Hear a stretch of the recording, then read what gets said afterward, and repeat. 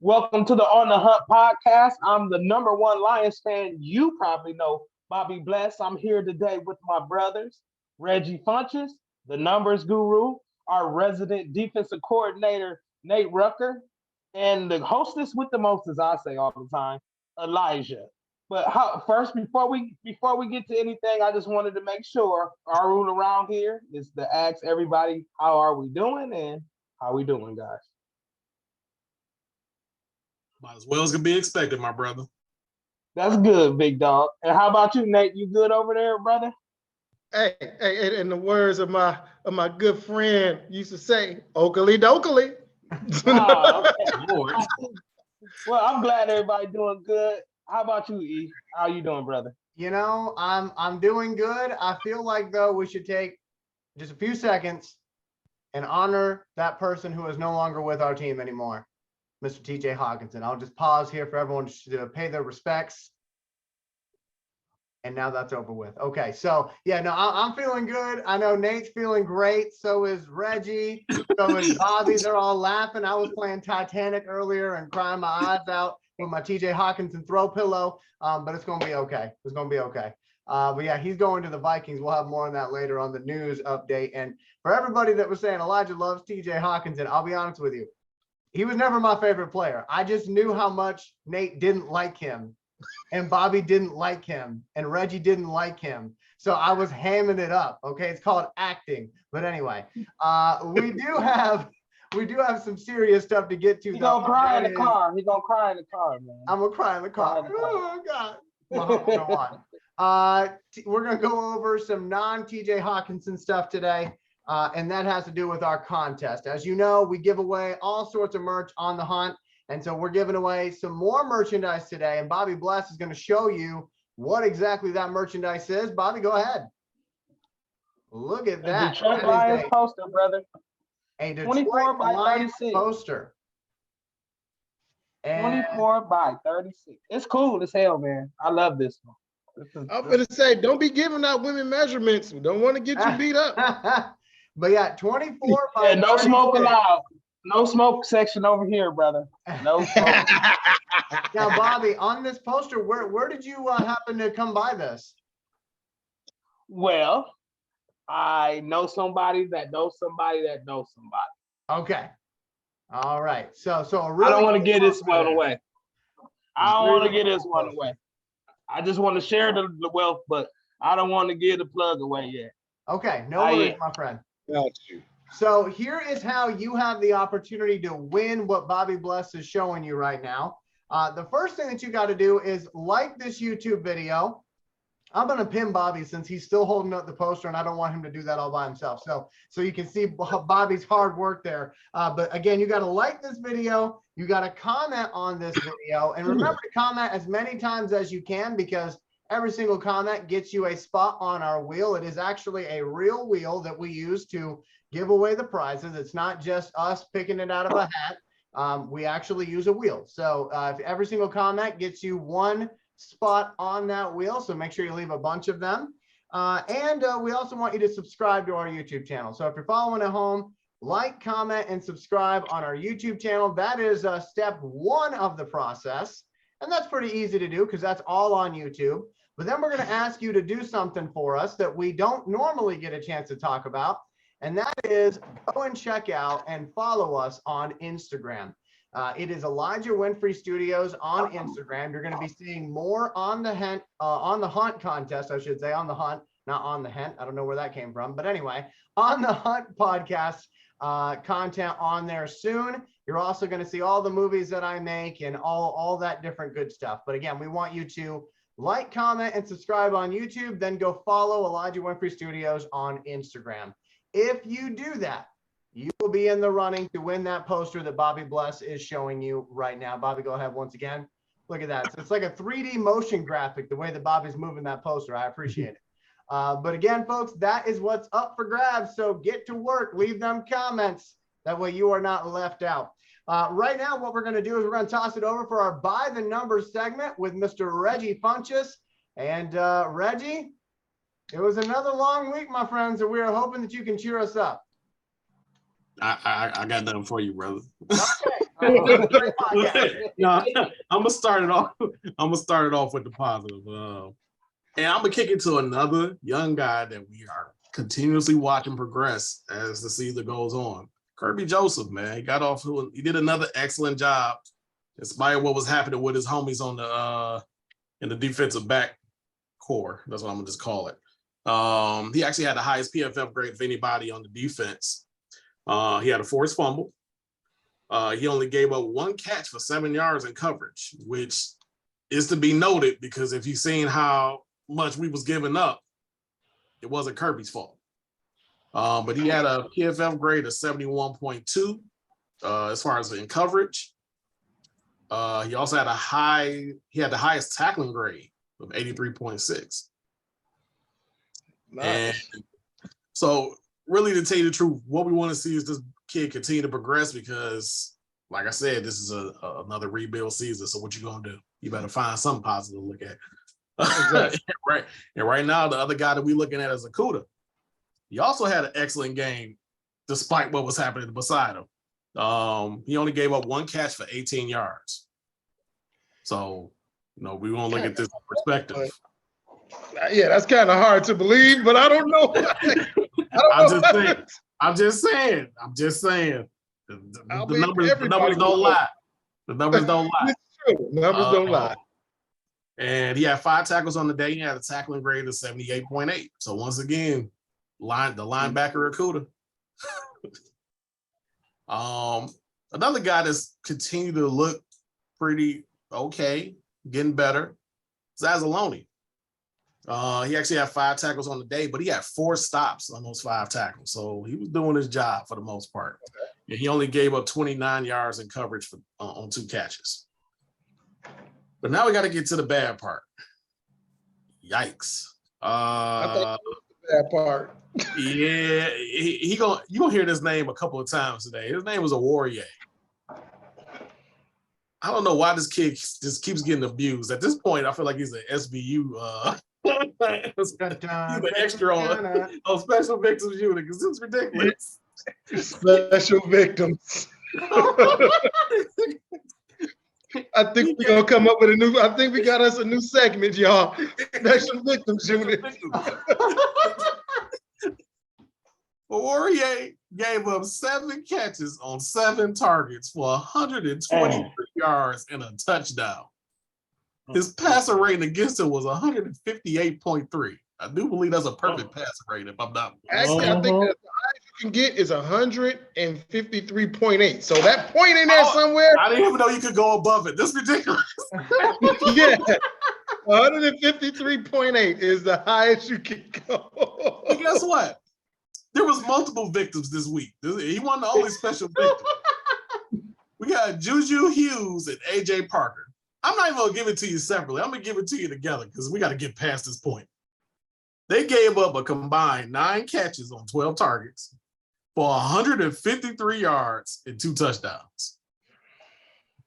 All of this led to their defensive coach being fired. So that's really I can really like.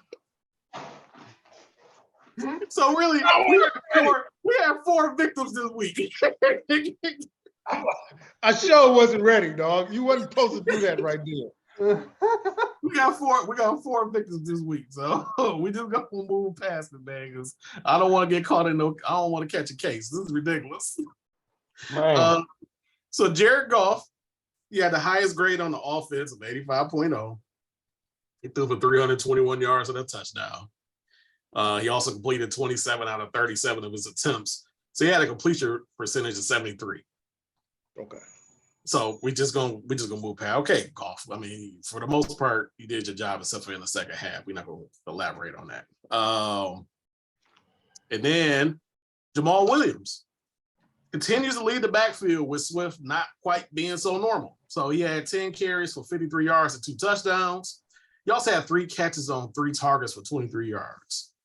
And so he continues to hold it down for Swift until he finally gets back to normal, which we hope happens soon. And for all I know, he might get traded. I don't know. It might be something in the works. I don't know. Who knows? Never. But no, probably not. So we just gonna have to work this out. And ladies and gentlemen, it's good to see St. Brown finally back. He had 7 catches on 9 targets for 69 yards. Not quite what we were used to from earlier this season, but it's still good to see him nonetheless because he should have played last week. Apparently, he never had a concussion, but they, with what's happening with Tua, this is just what's going to happen from here on out. You get nicked in the head and you're going to have to sit down. And our last guy, we're going to give him a shout out, a goodbye, TJ Hockensen. It's okay, Elijah. You don't gotta whimper like that. No. Watch out for that doorknob, Hockensen. But he had 3 catches on 3 targets for 80 yards. Yay! So, just another one of those weeks where, some goods, a lot of bad. But what you gonna do? This is the byproduct of being a Lions fan right now. So we're gonna kick it over to my boy Nate for his thoughts on the game.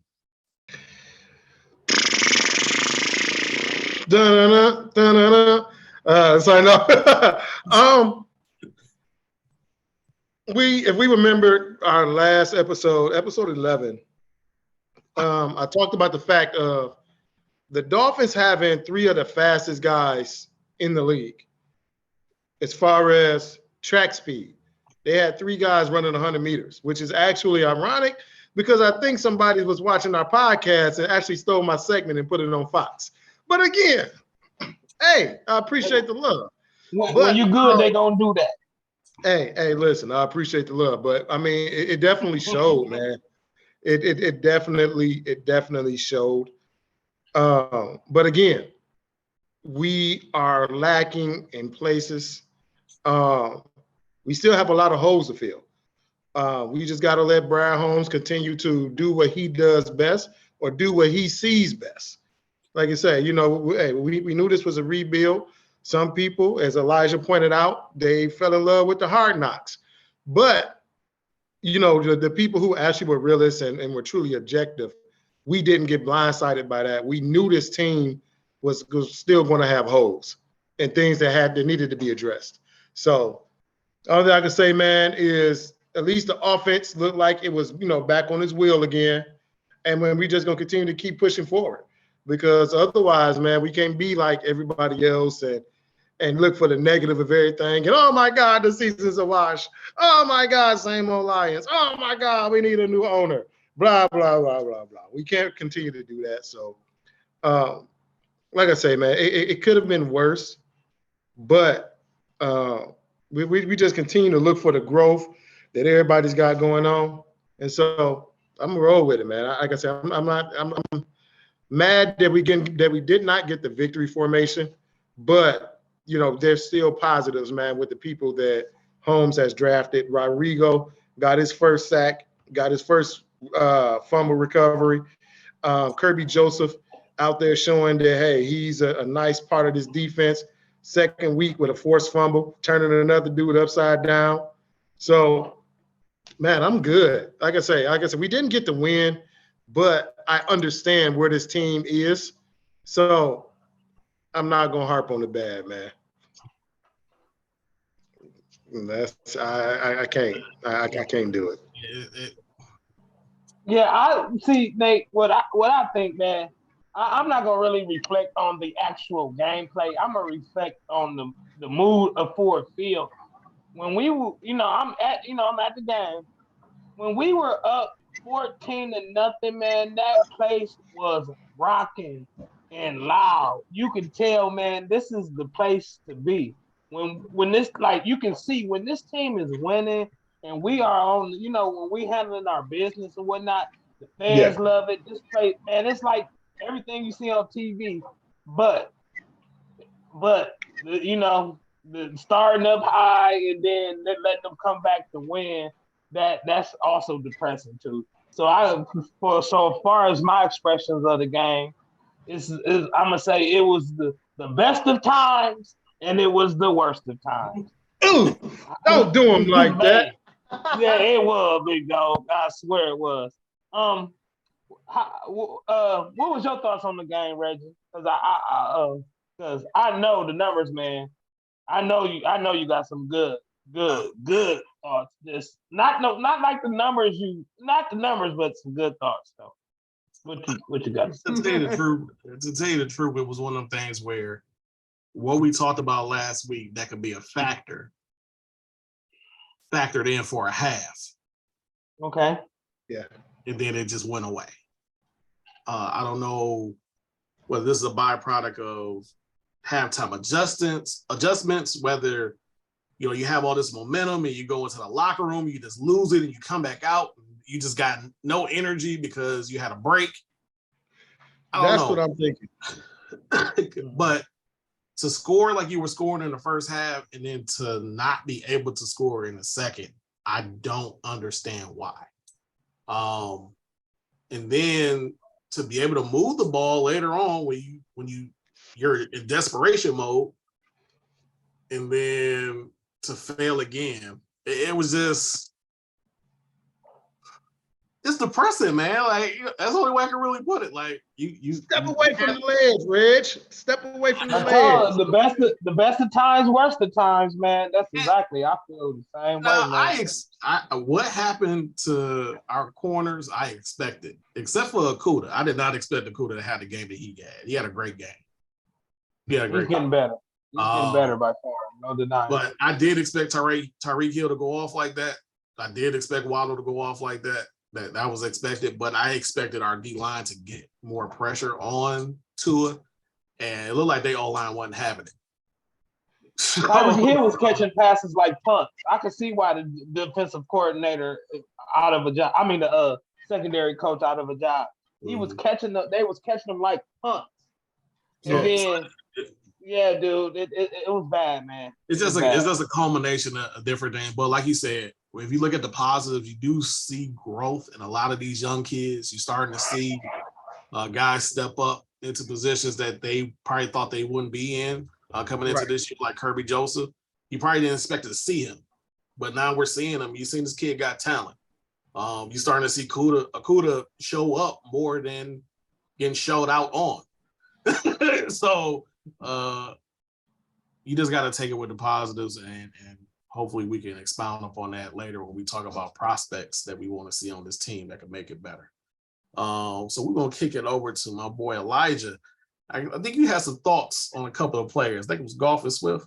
I do have some thoughts on both of them, but first I actually want to ask a question. I want to go back to Reggie and specifically Nate here, because I think I have a question that's on a lot of people's minds, and that has to do with Oruwariye.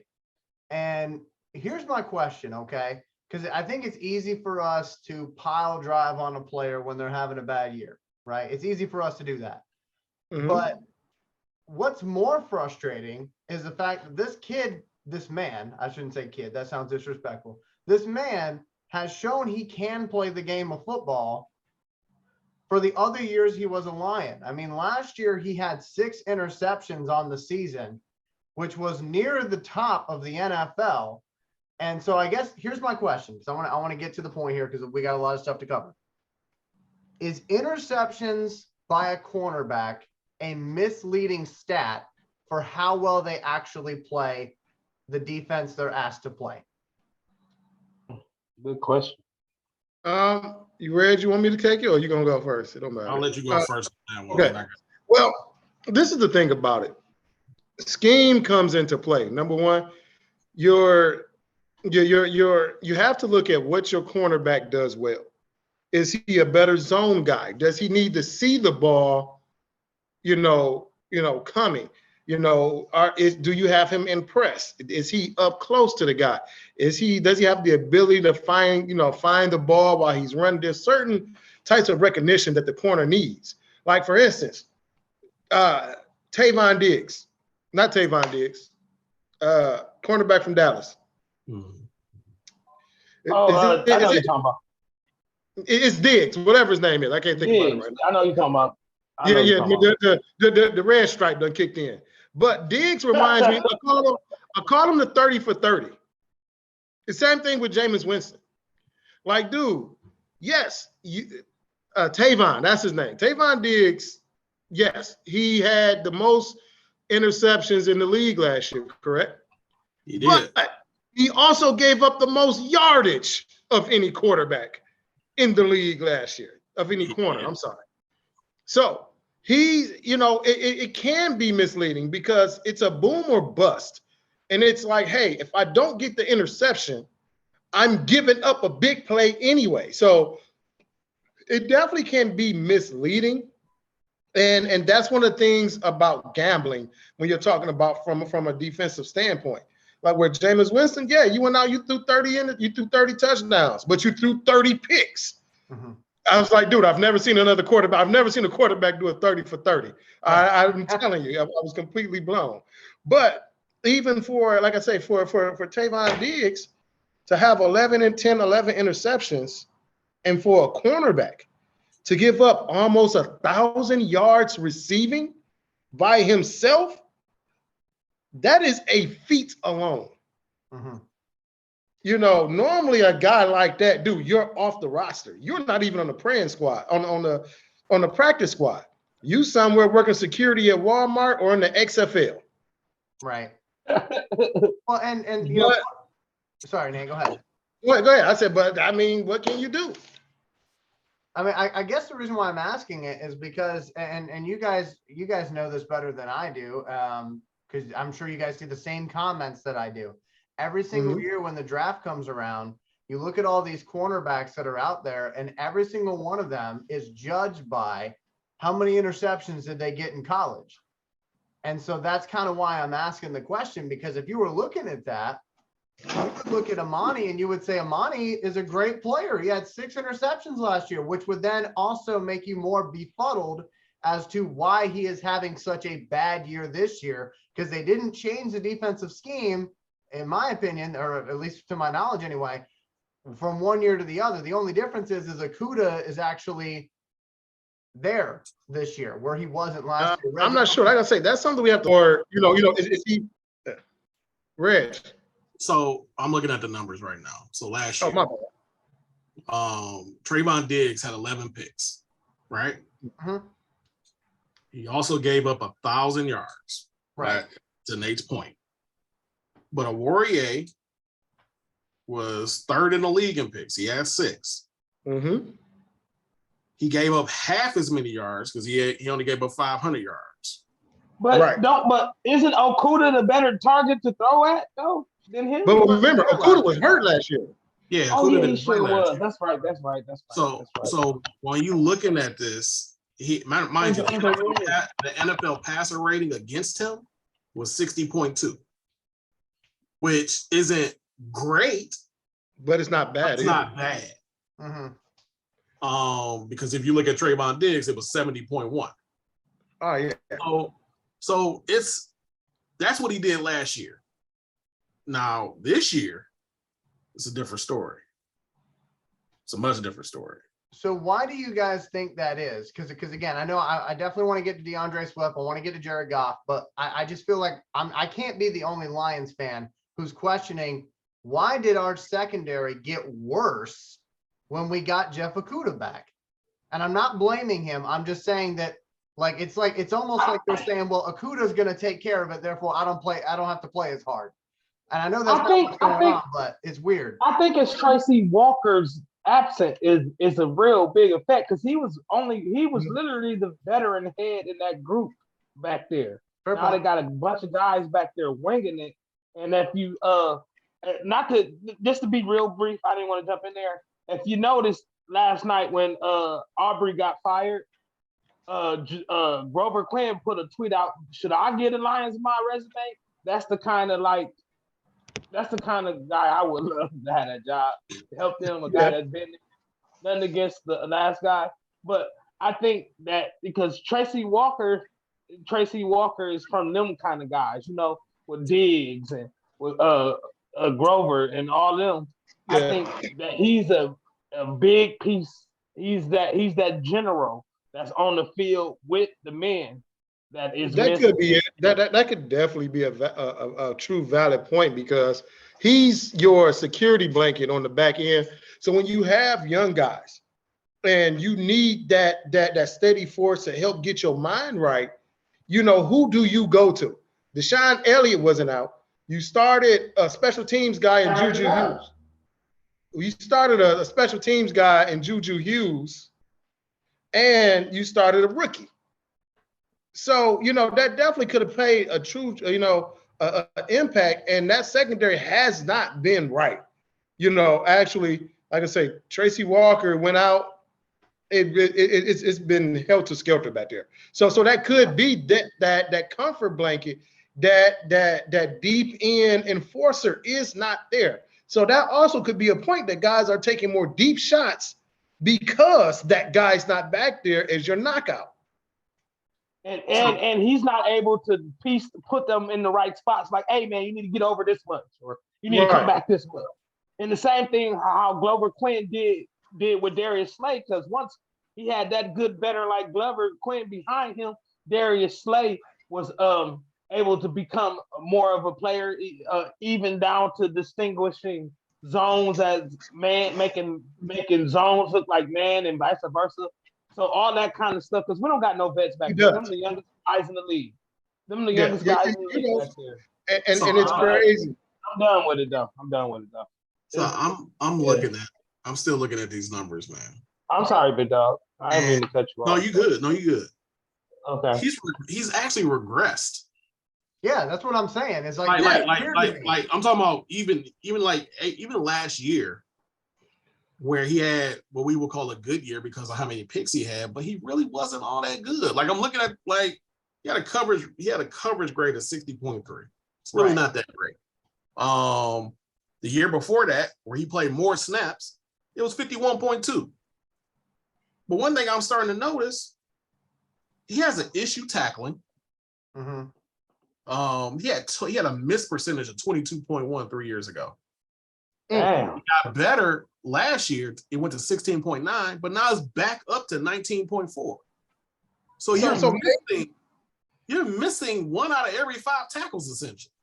Yeah, he getting hurt and can't tackle. Damn. Yeah. So maybe and I was one of the ones who said this too. I was talking about Jeff Okudah moving to safety. Maybe Oruwariye needs to move to safety where he can just find the ball and go get it. Because he's shown that he has the hands. He has the ball. When the ball comes to him, that he can take it away. So maybe he needs to be in that third safety spot instead of on the island where he's drowning every doggone Sunday. So it was one more thing that I thought that should be worth noting. The last 2 years before this year, he had 7 penalties total 3 years ago. He had 8 penalties total on the year. Those last 2 years. This year, he has 8 penalties already. So that one game, he didn't get all those penalties. No, that one game was some bullshit. I'm not even gonna put that on the Warrior. But what I'm saying is there's still a level of focus. There's still a level of did you work on your craft or something? He's not. Did you work on your craft during the off season? Yeah. Is this transitioning from one coach to another? I don't, because then you had one good year, now you got a bad year. Did they change? But you still have the same coach though, so we can't. That's what I'm saying. That's what I'm saying. You had a good year with the coach, and now you had a bad year with the coach. Is there something that they taught you to do different? Or maybe what? A lot of times, what we got to remember is that players are human. Well, not only that, but players are human. Yeah, we don't know what type of out of work issue he's dealing with. We don't know these type of, and sometimes it's hard to focus. Anybody that works, a lot of times you'll take your problems at home or your problems outside and you take it to work with you. Yeah. So that could be a case, but my thing is, if that is the case, if he's having these type of issues and these type of laps, then the coach or somebody needs to step in and say, man, we might need you to step away for a minute. Work on yourself. Get your mind right, something. Because right now, we know you can play this game, but you're not. So there's definitely an issue there. And like I say, we don't know what's behind the scenes, what's going on in his head. And, and especially I hate to say this, but being a African American male, you know, we have a lot more issues than a lot of people probably realize. Just sometimes it's getting out the bed. So uh, maybe whatever, maybe he's got something going on behind the scenes that's stopping him from focusing. Is my point. Okay. I don't Now, know. something about that, and the way we live right now, he gonna get crucified for that too. Yeah, true. Yeah. So to kind of put a bow on this topic and get back on schedule, because I took us off into left field. That's what I'm known for. But I thought, you know what? I can't be the only Lions fan question it, because it's like he didn't forget how to Oh, you're not. overnight. Like he wasn't. That was a good question. So That was a good question. So let me wrap up the Amani situation with a story, and I promise there's a purpose behind this story. Okay, so hang with me, fellas. So back in, I want to say, I think it was 2017, if I'm not mistaken, 2016, 2017.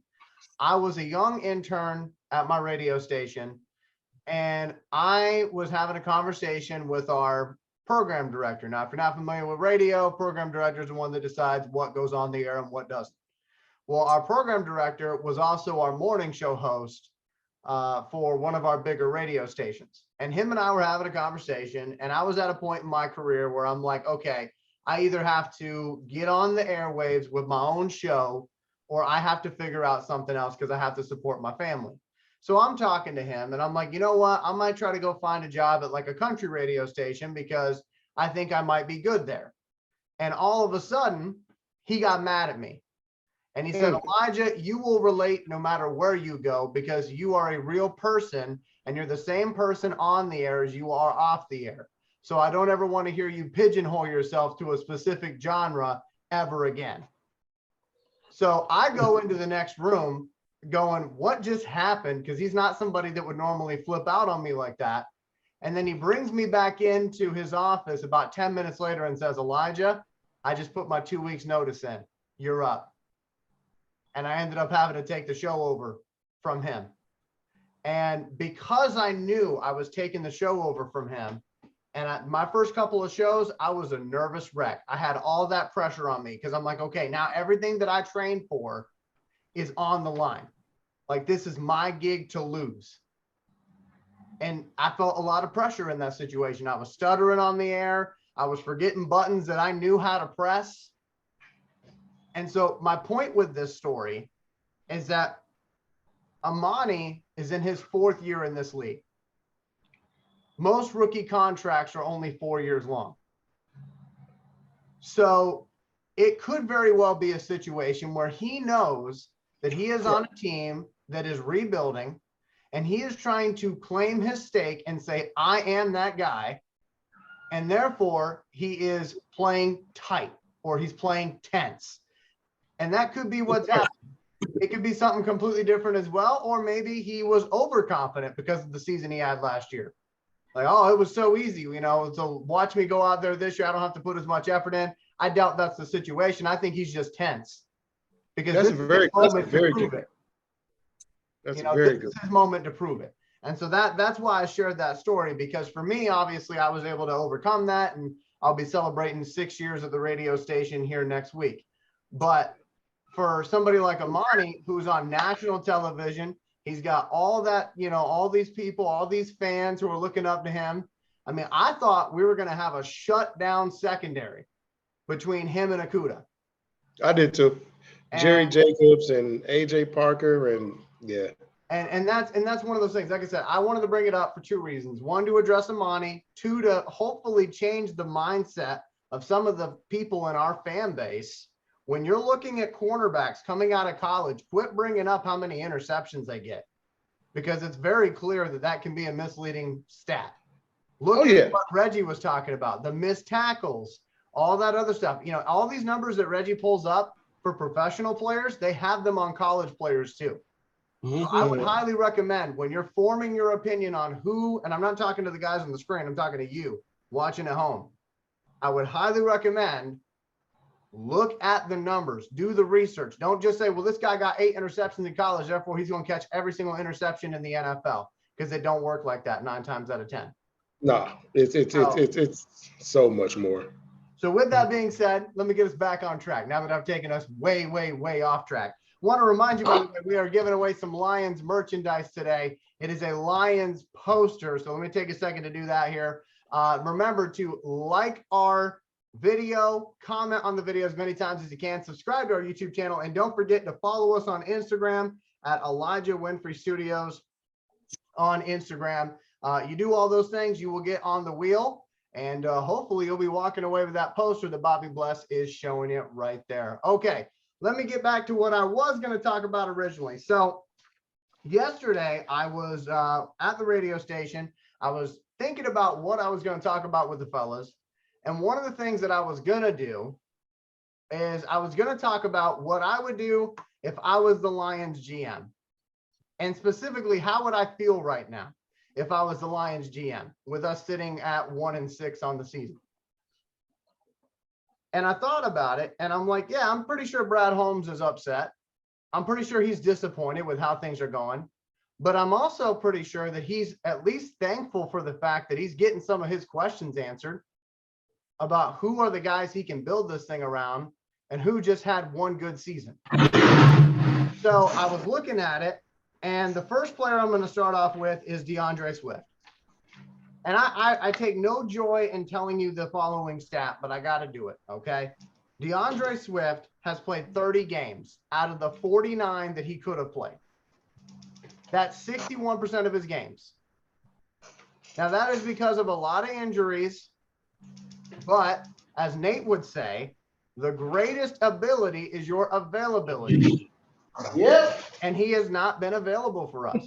So if I'm looking at DeAndre Swift, to be honest with you, and again, I hate saying this because I saw the potential, but if I'm looking at DeAndre Swift, I know that his contract is coming up where he's going to want to be paid like one of the top running backs in the league. And you're going to have a frank conversation with him and say, I'm sorry, but yeah, you show glimpses, but your consistency was not there.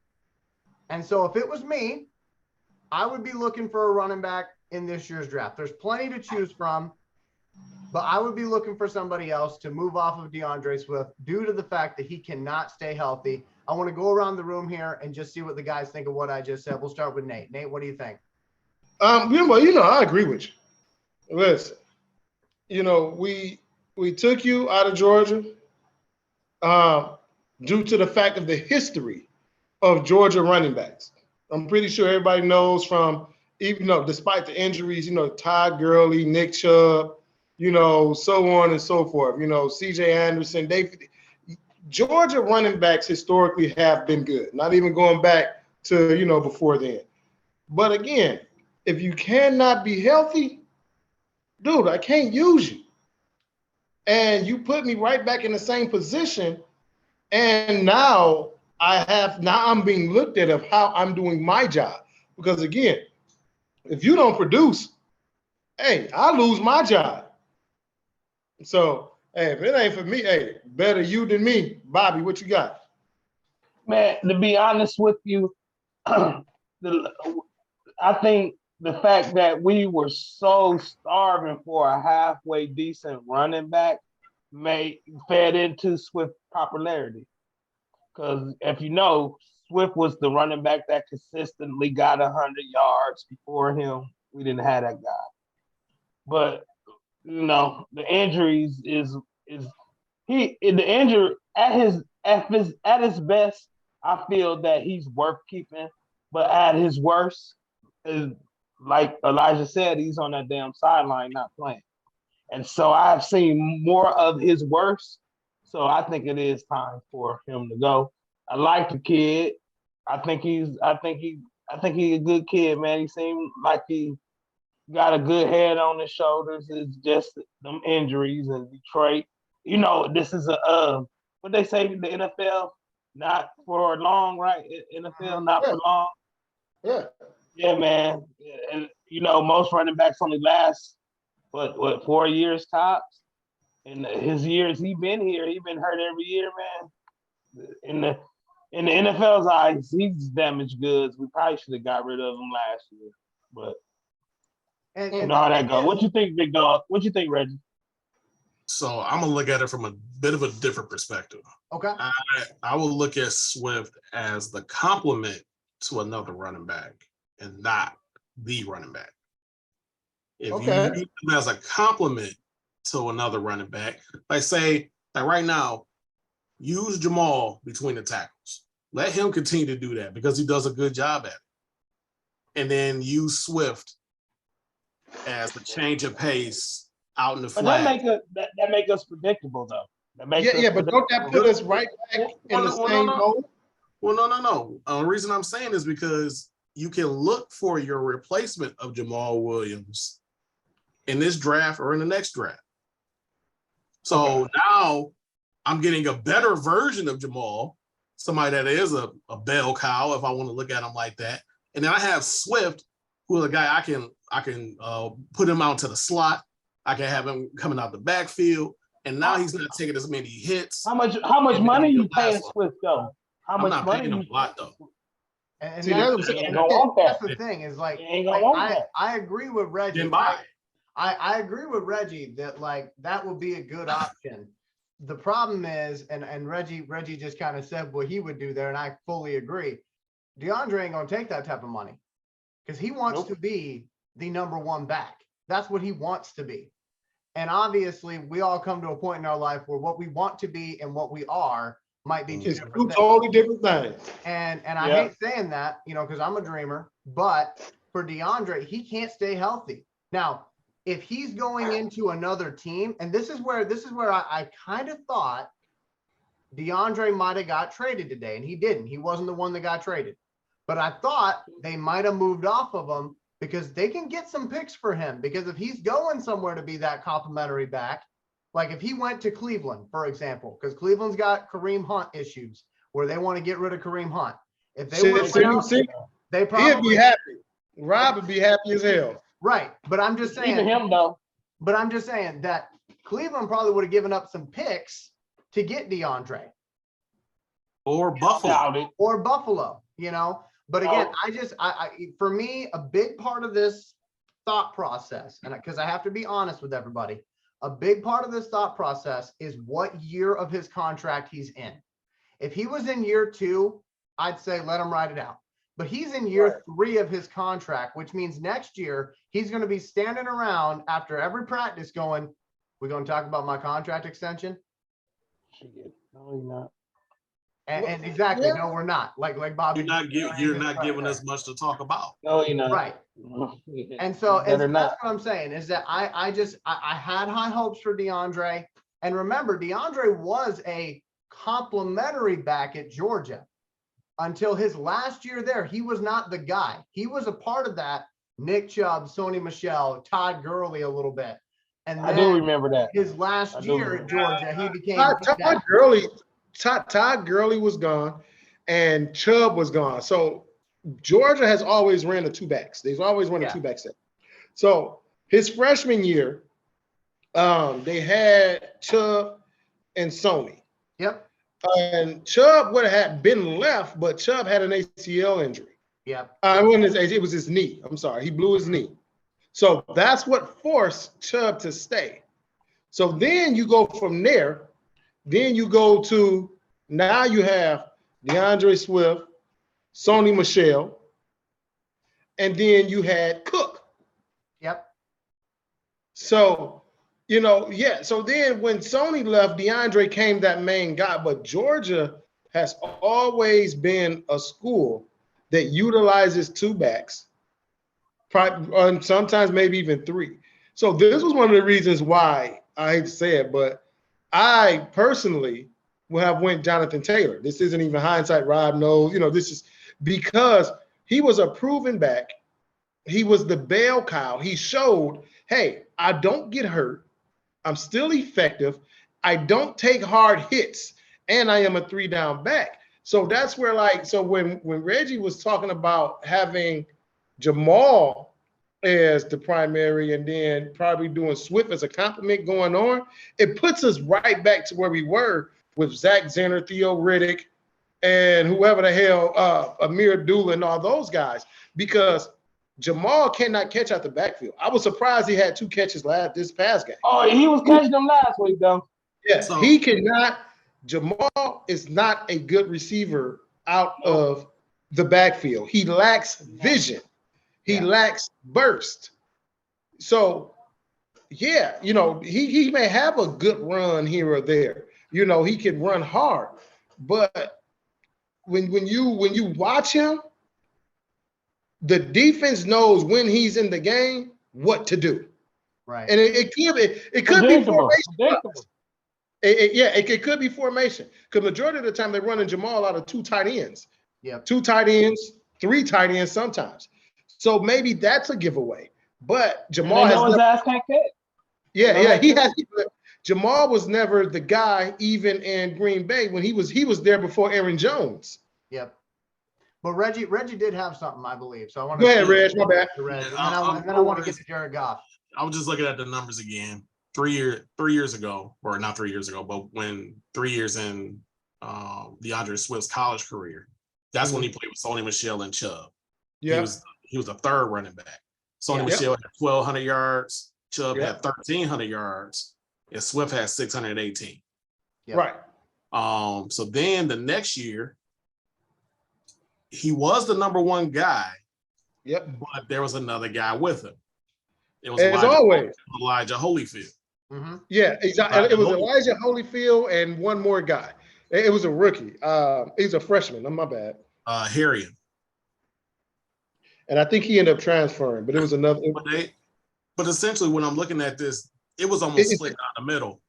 Yeah, DeAndre it's always been that way. 63 attempts. Elijah had 159. Right. Swift had 10 touchdowns. Elijah had 7. But then his last year was when he was like, okay, I'm not actually just a feature back. Right.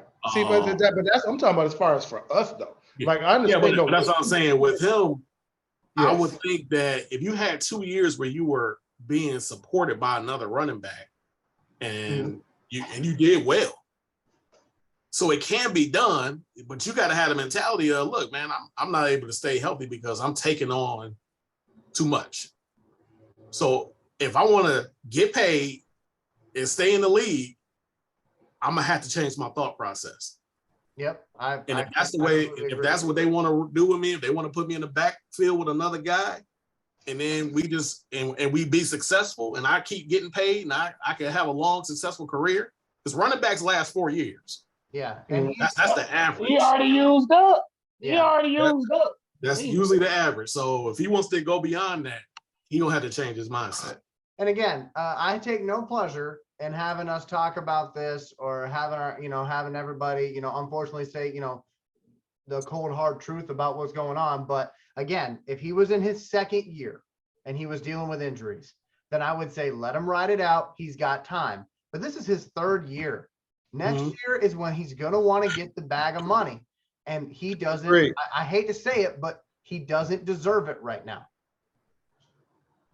based on what he's doing. Because you can look at glimpses and you can be like, man, he looks so good out there. But it's like looking at a highlight film. It doesn't show everything else is going on. Jamal earning his money right now. He is. And again, this is a running back class that's going to be coming out potentially that is going to be explosive. But again, like we talked about with the cornerbacks, folks watching at home, this is another thing to change your mindset a little bit when you're looking at guys you think we should draft. Because Reggie just gave you the rundown there of DeAndre, and I guarantee you half the people in our fan base thought he was the only running back at Georgia the entire time. Because people don't do research anymore.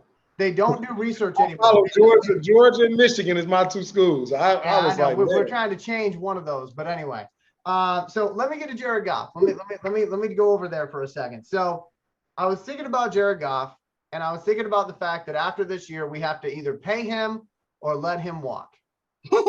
And I was thinking about the situation that he finds himself in, and I found a stat for it. When you're hilarious, Reggie. Okay, so when Jared Goff came to the Lions, his win-loss record as a quarterback was, this might surprise some people, 42, 27, and 0. So some pretty good numbers as a starting quarterback in the league. He had won a lot of games. He had a better win-loss record than the guy that we, traded to the Rams. Let's just be honest about that.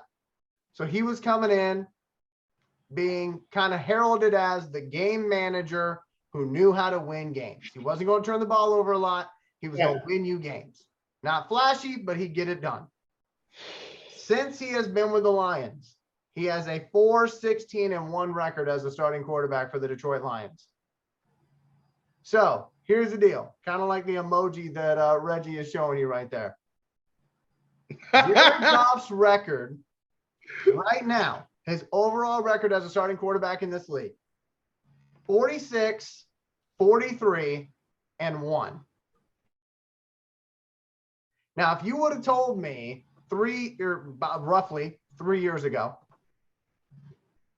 that Jared Goff would be in this position, I would feel horrible for him. And I still do. I understand that, he has his part to play in all this, but I feel really bad for the guy because he could potentially leave Detroit with a losing record as a starting quarterback. And what team in this league is going to say, yep, we want him? I don't see anybody that's going to say that. His pro comparison, by the way, that was said by a bunch of scouts when he came out in the draft was Tony Romo. That's what a lot of people said. Colin Cowherd was saying it. He said, oh, he's going to be like Tony Romo. Yeah, that statement has never been more true than now. Hey, who's the Texans? Who's the Texans quarterback? It's a rookie. And now, David Mills. David Mills. I'll take him. I'll take Goff over him. But I'm just saying, like when Goff gets to the end of this season, if I'm Brad Holmes and we have not won, I don't know, 6 games, and I don't think we will at this point, I don't know how Brad Holmes can sit there in his 3rd year as the GM going into his 3rd year and say, Jared Goff is my guy. We're going to pay him some money and he's going to be our guy. I don't see that happening. But what type of contract do you think they give him? That is my question for our audience. And that is my question for you guys. Reggie, what type of contract would you give Jared Goff and why would you do it? How much is Andy Dalton making? I don't know. That's how much he should make. Whatever the Andy Dalton's making, that's what he should make. To be a backup. Give it to him though. To be a backup quarterback somewhere. Yeah. So you're saying after this year, you would not want him as the starting quarterback? No. Why would the most I would do is allow him to be a placeholder for a guy that I draft to eventually be his backup. Yeah. I will let him be essentially what Titans Ryan Tannehill. Yeah. I'll let him Tannehill it for Willis. like that's essentially where they are. Like you're never going to be what we need you to be in order for this franchise to be successful. What we have our eyes on. We want to get to the point where we're going to win a championship or even make the playoffs. Really, that's far reaching. You've already shown that you can't win a championship. It's the reason why you're not in LA now. Mm-hmm. The reason why you got replaced by a guy that did win him a championship. It's a reason for that. So your goal right now should be the same way that Swift is. Change your mindset, realize you are what you are, and get your Nick Foles on. Yeah. And again, I know I laugh and people are like, oh, he's laughing at somebody, but like, I'm not laughing at Jared Goff. I'm laughing at the way Reggie just said that because it is true. But Nate, let's go to you. So at the end of the year, you're Brad Holmes. You're sitting in the office. You got the TV behind you. You're smoking your cigar. Jared Goff walks in. What are you saying to him? Bye. Listen, y'all know me. I'm not the most compassionate person when it comes to this. My thing is, Andy Dalton's he signed with the Saints 1 year. He's got $3 million. That's it. 1 year, $3 million. Now, the crazy part is Andy Dalton has made $96 million in his career. And Andy Dalton's only 35 years old. Well, not only, but he's 35. Jared Goff is how old? So we've got to. So when it comes to that, you're looking at age. You have to look at playing experience. So yes, feasibly, you would look for 1 year, 2 year, $8 million, whatever, 10 maybe. Say at $5 million a year. That's if he's under 32. I'm not sure how old he is, but yeah, he's 28 he's years 28. old. So at 28 years old, you're looking roughly 2 years, 10 million. And that's literally just Brad Holmes. If you listening, that's until you draft Hendon Hooker in the second round and he's ready to start. Yes. And he's ready to start. Because hey, my thing was we should have taken Malik Willis last year because I've still never pictured Jared Goff. Nobody has pictured Jared Goff as a perennial franchise-changing quarterback. Remember, he was like the lesser of the two evils when he was drafted at number 1. Mm-hmm. It's not like people ran up to the podium and like, it's one of those like, hey, please tell me somebody wants this number 1 draft pick. Yep. Yeah. So, I don't know. Bobby, what you got, dog? Yeah, I'm more of a like what you kind of a little bit of what all y'all said. To be honest with you, I just took bits and pieces and I came up with the right solution. No, but anyway, I'm more of a fan of like when what was the guy? Alex Smith. Even though they had Alex Smith, they drafted Mahomes. They already know Mahomes is gonna be the guy. So I'm more of inclined of giving Jared Goff a 2-year contract, give or take. That way to, by the end of his first year, we should be wanting the new guy to be taking over. And then in that off season, coming into his second year, go ahead and trade his ass.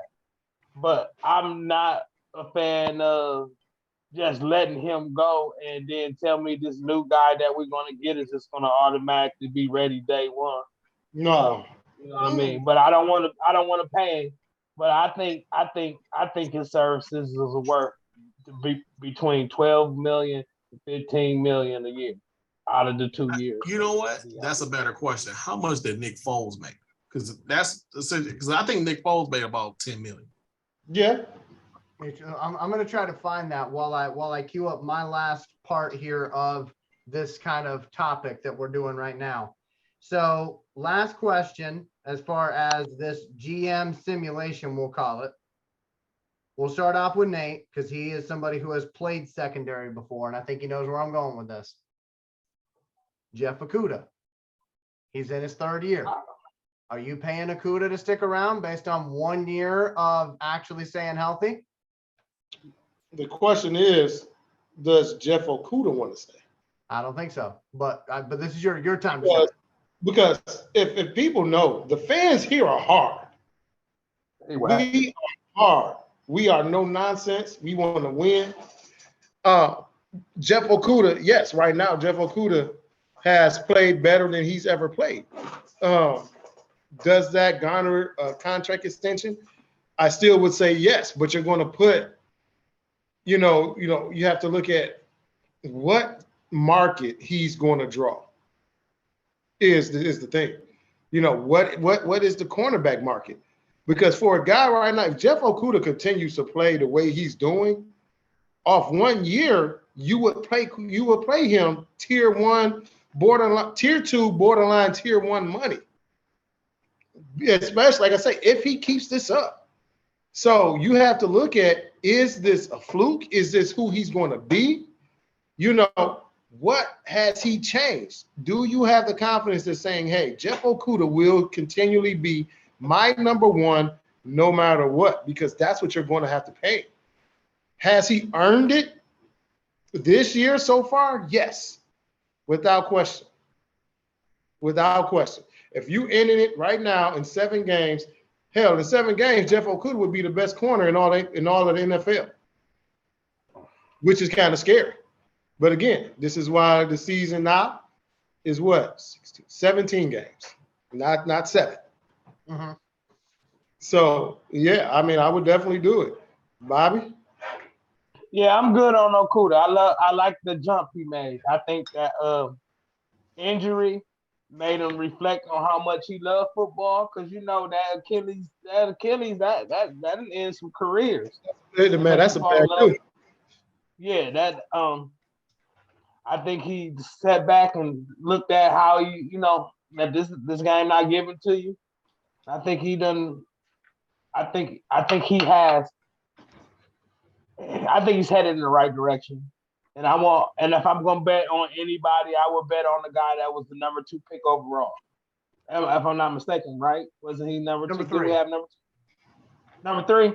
Okay, so yeah, he's top Oh, 3. Okudah. My fault. I thought we were still on golf. I feel it. My bad. Yeah, yeah. Number 3. Oh, yeah, cool. Yeah, okay. So I'm cool with that. You know what I mean? Just to see. I want to see how it goes because I think he's in the right direction. And then because honestly, when we the main reason why Aaron Glenn is the damn defensive coordinator, one of the reasons why is because of Okudah being such a high draft pick, and if we can get the full potential out of him, I'm good. Because I think he's what they would say trending up. So I bet on his growth because I like the jump from year 2 to 3 so far. So I'm gonna say yes for Okudah, honestly. How about you, Big Red? What you think, brother? So you know me, brother. I'm looking at numbers. I'm looking at money. Yep. So top 10 highest paid corners. Jair Alexander, 4 years, 84 million, which equates to 21 million a year. Denzel Ward, Jalen Ramsey, Marlon Humphrey, Marshawn Lattimore, Xavier Howard, Tre'Davious White, Darius Slay, J.C. Jackson, and Byron Jones. Is He Okudah ain't nowhere else. is Okudah on the level Hell of these no. guys? Hell no. I would say as far as Byron Jones, because Byron Jones, truthfully, since Byron Jones came out and killed the combine, Byron Jones hasn't really done too much. This is why, they moved on, from him. So, and then J.C. Jackson right now, I think he's done for the year. Was that he hurt his Achilles, I think. Right. So he's done now. And you look at what J.C. Jackson was doing this year, he was doing good too. So if you basing it off 1 year, you can say, yes, he's on the level of a J.C. Jackson. He's on the level of the rest of those guys off 1 year. Let me add in 5 more guys there. Okay. Carlton Davis, Marcus Peters, Shavarius Ward, William Jackson III, Shaquille Griffin, and one more guy, Adoree Jackson from the Giants. He in that group, then. He's in that group. He's in that group. He's not good as Marcus Peters. He's not good as Marcus Peters, but the rest of those guys, he's definitely in play with them. So you're looking at 3 years, 40 million. And here's my thing. Here's my thing with it. And I do want to throw in a stat that Reggie asked for earlier. Nick Foles, that Super Bowl year with the Eagles, he made $12 million. That was his salary that year. So they were spending big money on the backup quarterback position. And because they had a quarterback traditionally do that for whatever got hurt. Yeah, we traditionally don't spend a lot of money on our backup quarterbacks. But anyway, as far as my thing with Okudah, I don't dislike Okudah, and I know that's why it's going to come across that way, but I'm just being professional here. It's 1 year. He had 3 years to show us what he could do. His first year, he struggled as a rookie. Listen, cornerback is one of the hardest positions to make that transition from college to the NFL. We all know that, okay? So take year 1 off the table. Year 2 was stolen from him because of the Achilles injury. But when he was on the field in year 2, he wasn't playing that good. There was a lot of videos of Aaron Glenn getting in his grill saying, yo, do something. But do something positive. Don't just do whatever. But anyway, year 3. No, that was Patricia them that had a. But again, I don't. But I'm just saying, if it's me, okay, the people that Reggie just mentioned at the top of that list that are making all that money, The main difference between them and Okudah, they stay on the field. Availability. Yeah. And so for me, and this is where the league has changed, okay? The league has changed because back in the mid 2000s and in the 90s, rookies played their contracts and they didn't expect that money until that conversation was initiated by the team. Nowadays, you got guys who are forward thinkers. They're thinking about their life after football. And there's nothing wrong with that. But they want to have that conversation about how are you going to take care of me now so I can take care of my family later. And I want to have that conversation in year 3, not in year 4 when I'm going out the door. So if it was me, I would say make Okudah play that 4th year and then have the conversation with him. But the problem is it ain't like that anymore. And if you make him play that 4th year, he could sit it out. And we've seen guys do that. So or he can it's get a hurt. very tricky situation. And I think Brad Holmes is going to earn his paycheck on that one, figuring out what exactly to do, because Okudah, he is having a great year. And if he continues to have a great year, then you're kind of sitting there going, okay, that's 1 year of production. You give him a big fat contract and he gets hurt again. Everybody's going to look at you like you're a dummy. If you give him that money and he turns into an all-pro corner, then everyone's going to say, yeah, that was a great decision by the GM. So Brad Holmes is in a no-win situation, really. But that is going to be one of those key factor decisions between DeAndre Swift, Jared Goff, and Jeff Okudah that he's got to make. And if he doesn't make it right, he's going to be donkey of the day. Reggie, to close out this topic, my friend, what you got? Just had a quick question. Okay. If Jeff Okudah finishes the year healthy, playing the way that he did like yesterday, we highlighted what he did yesterday, And the week before that, Oruwariye continues to look like trash, do you give him an incentive-laced contract is he gonna take that? to factor in it? I'm just saying, depending on what the market is, because if they say he has certain offers, they're not as good, but I give you a contract that has some incentives in it, that has to deal with your health, but it's more than what other people offer you. So now I cover my own bases, I cover myself, and I still maximize on the prospect that I develop. So I love the idea, Reggie. I love that idea. And I really do. My only issue with it is, and I'm just going to be real, I see Jeff Okudah in an Eagles uniform. That's what I see. I see him going and joining up with his guy, Darius Slay, because he was so excited about the fact that Darius Slay was with the Lions and that they could potentially play together. And then that broke his heart whenever, and understandably so. I'm not making fun of him for it, putting him down. He was very disappointed that he wouldn't have that mentor that he thought he was going to have in Darius Slay. So I tell you what, like, for me, this is how I see it. I don't think he wants to be in Detroit. I think he is treating this year, and he's got that attitude of this is a job interview for the 31 other teams in this league. I don't really want to be here. I was kind of a square peg put in a circle hole because of Matt Patricia. And so I don't know. For me, I see him in an Eagles uniform. I see him saying, look, I want to go play with guys that are either contenders right now while I can get a Super Bowl ring. I don't want to be a part of a rebuild that might take another 3 years before I can actually win some games. Because remember, he came from Ohio State, and they win a lot of games at Ohio State. So he probably, much like the rest of the team, doesn't appreciate the fact that we're losing so much. So that's my thought. So it sounds like we need to be scouting some cornerback prospects. That's what I think. But again, I could be wrong on that. I could be complete. Maybe he loves Detroit. Maybe he absolutely loves Detroit. I mean, with the way Oruwariye playing, we're gonna have to do it anyway. Yeah, I mean, it's got to be something. But what's so frustrating is, like, with the cornerbacks, and I'm sure Nate can talk to this, and I know I've like derailed our entire show, so I apologize. We will get back on track. But Nate, you can talk to this. With cornerbacks, it's so hard to evaluate them because you have to wait until about year 3 to see what they're going to be, right? It does, and unless you have guys that come in and hit the ground running. One of the things that you have to look at, and this is one of the reasons why I was never a big fan of Okudah, was because Okudah had poor technique. So, that's one of the keys. Technique is huge.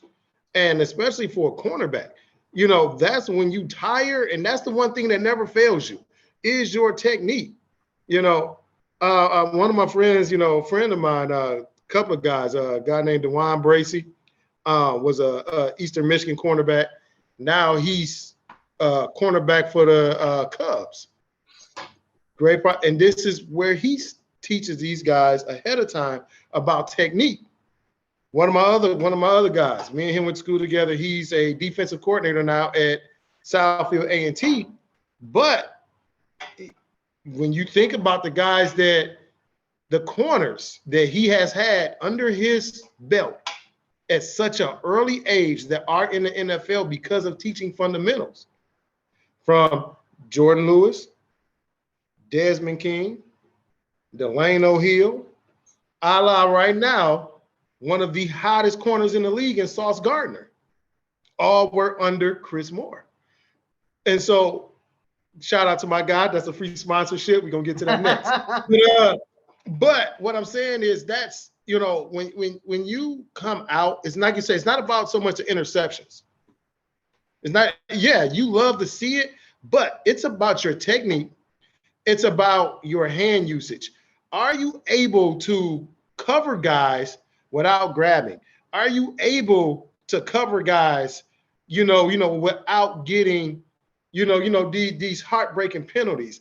How do you function when the game is on the line, when you tire? What gets you going? So, I mean, that's truthfully what it is. That's one of the things why I was never a big thing on Okudah. Like people talked about him and his penalties and this and that. I just looked at that as penalties that's not called because of the school he was at. Because at Michigan and at Clemson, he definitely should have had some pass interference calls, but they weren't called. Now you can't be mad over spilled milk. It's dry and it's done. But when he got drafted, and Bobby will tell you, that was one of the reasons why I wanted them to stay away from him, because of his technique issues, but also because of the way Matt Patricia ran his defense. And to me, that was the worst coach and the worst situation for a rookie corner to come into. You coming into a organization with a guy who defense gives up the most catches. They gave up the most yards. Yeah, they might have tightened up at the end zone, but guess what? You're getting dog walk all the way down the field. And to me, that was unfair for him. So then he turns around, he gets hurt. Now this year, he's playing, his confidence is high. He's playing well. So is this the Jeff Okudah you're going to get? And if this is the Jeff Okudah you're going to get, then the Lions are going to have to do what they have to do to make sure that they keep him. Mm-hmm. Because otherwise, you're going to have to draft 4 corners, because you need 2 for the slot. You need 2 starters. Hell, you might need 8, because you're going to need 4 guys to bench these dudes if you don't hit. So, yeah, I mean, man, I don't know, Elijah. Again, I'm all about just trying to, create thought-provoking conversation. After all, that's what we're all about. So right. I'll be proud if people in our Facebook group come to us with a little more than, oh my God, look at how many interceptions he got. Because then I'll say, you know what? You watched the show. You got the point. We want to go over to the news updates now so we can get this thing back on track. Reggie, help us find our way back to this railroad track, my friend. No problems, my brothers. You know what? Call me Amtrak. So we got a couple big things that happened. We had a coach get fired in Aubrey Pleasant. Defensive back coach was let go. And I'm going to tell you exactly what Mr. Coach Campbell had to say about it. He said, I think he's a hell of a coach. I have a ton of respect for him. It was a tough decision, but we're in a production-based business, and after 7 weeks, I felt this change needed to be made. There it is. Corporate answer, but it was true. Right. The same answer he had when he let go of Anthony Lynn. He just pulled it out of the desk. But he also said, I love that, Elijah. Forget that. So apparently he might have to pull it out of his desk a couple more times. But but he also said, I still believe in the guys that we have. I know what we have on the back end. I think we are good enough to help us compete and win. We'll just see if we can get them going a little better. So Aaron Glenn is officially on the hottest hot seat as far as Lions coaches go. Lava rocks. So I don't know. So just quickly, I'll throw my 2 cents in here because I know we want to keep good things going.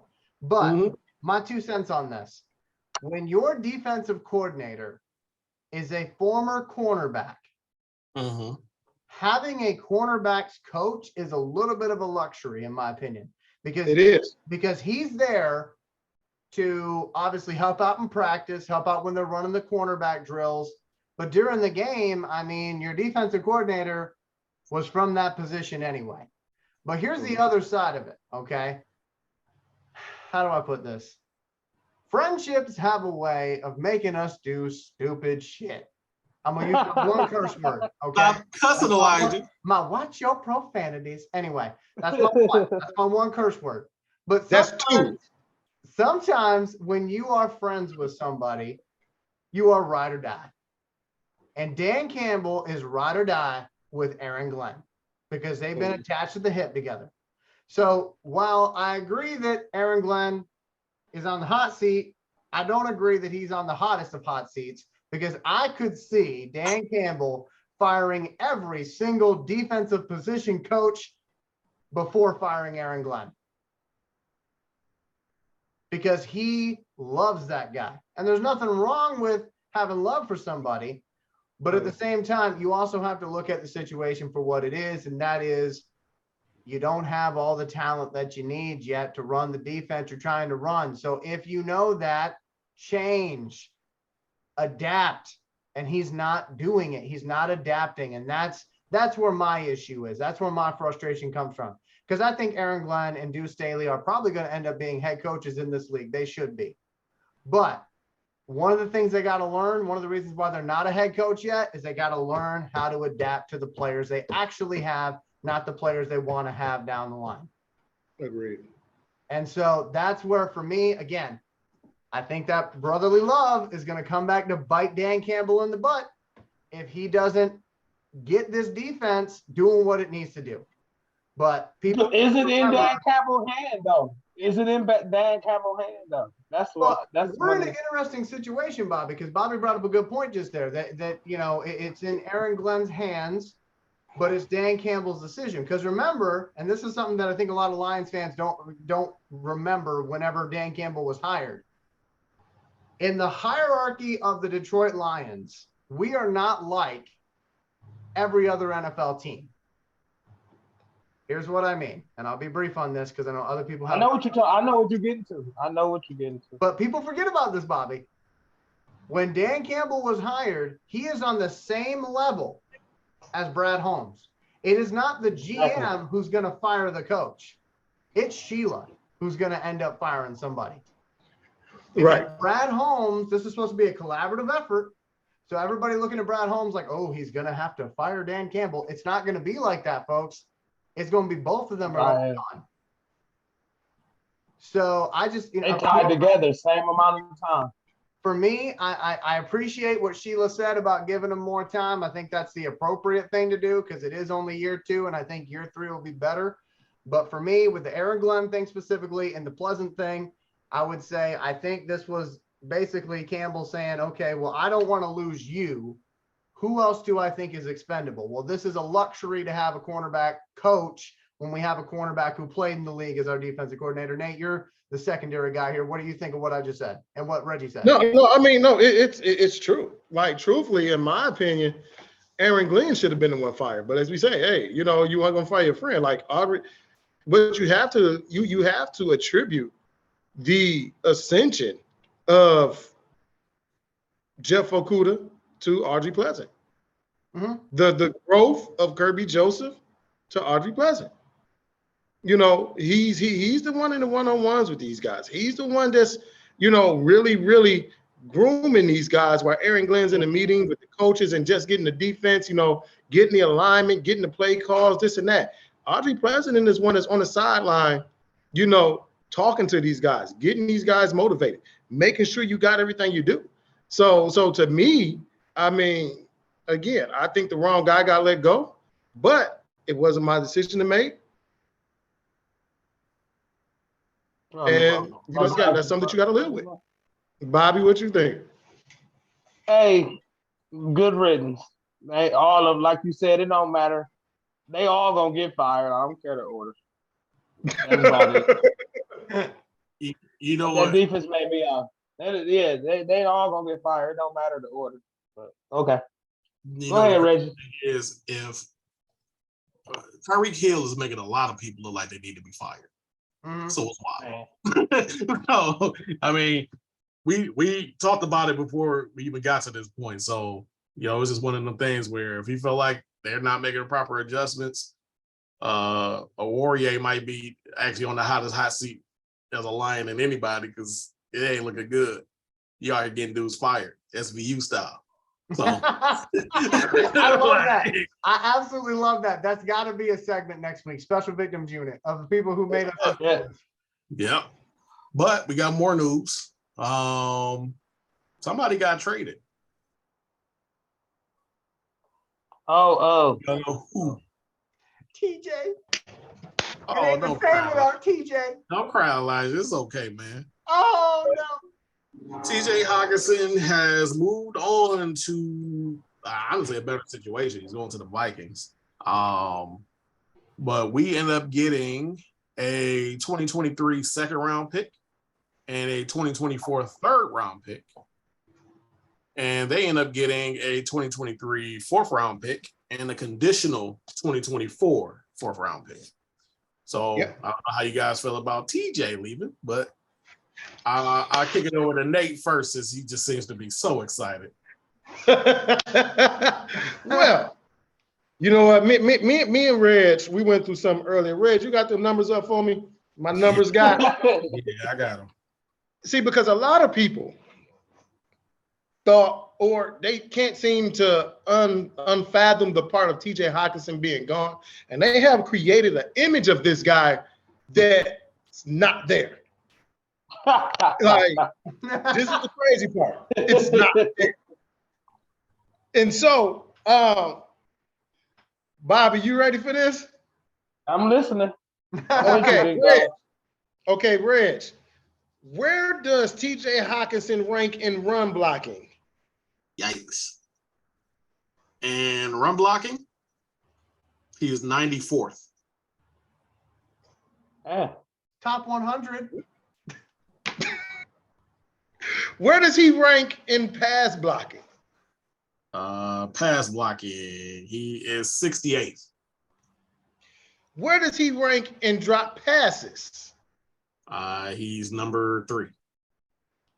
Damn. So yeah, he has 3 drops on the season. The only person that has more drops is Harrison Bryant and Tyler Higbee. And guess what? Tyler Higbee has been hurt. I don't know how many times this year. Yeah. TJ Hockensen has been this enigma. And one of the things that when we drafted Hockensen, that me and Bobby crucified every scout and every fan that tried to tell us was that he is a dominant blocker. Bullshit. I know it is. That's one. That's I know one. it is. Hey, stop cussing. Watch your profanity. Now, this is the crazy part, right? Are you really ready for this one, Elijah? I think I can take Red, it. according to the numbers, who was a better blocker, Eric Ebron or TJ Hockensen? Eric Ebron.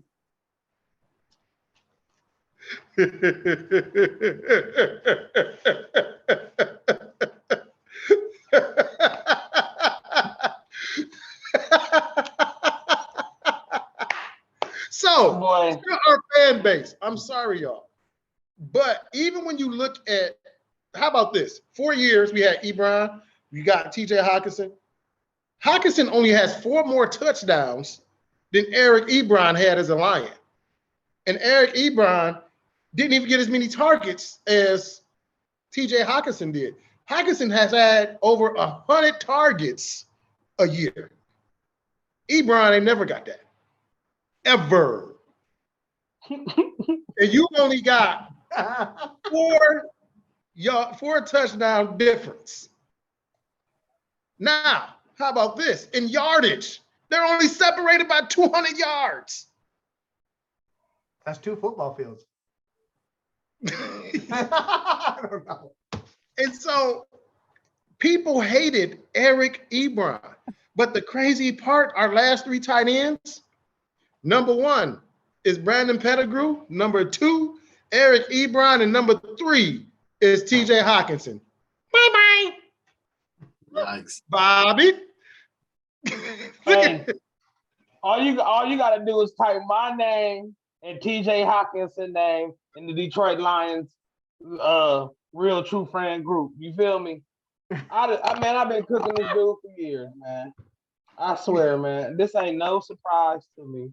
Like Nate said, when he was first coming out, he was made to be something he was not. And then they was highlighting, and that's what, for me, that's what killed me with TJ Hockenson. They were highlighting his blocking so much. But when I went back to watch his bowl game against Mississippi State, SEC school, not a power, but an SEC school. What's my guy name? Was it Sweat, right? It was Montez Sweat. They showed him trying to block him, and I swear I seen old ladies that don't shy from contact at Black Fridays at Walmart that tougher than TJ Hockenson, man. I swear to God, man. So I and all of his blocks was against like all his like sweet blocking plays, his highlights, whatever you want to call it. It was against Maryland and Rutgers, the lower end of the Big Ten. He struggled with Penn State, so it lets me know when he gets up against superior athletes, he's gonna have trouble blocking on the move, keeping them away from him. He definitely don't want to get in a tussle a long time. So Bobby, what you trying to say is anytime he's not going out for a pass, he's an SBU candidate. Oh man, I got so many. Need some milk. I got so many videos of that dude looking like a straight up clown, man. They know. I've been knew this the day we drafted him. He wasn't gonna work out. So my thing about finally, all I had to say, don't let the doorknob hit you where the good Lord spits you. Oh yeah. Okay. Wow. So I have to say something, okay, about TJ. As I said at the beginning of the show, which he's got nice hair at this point. I always acted like I was a huge TJ Hockensen fan.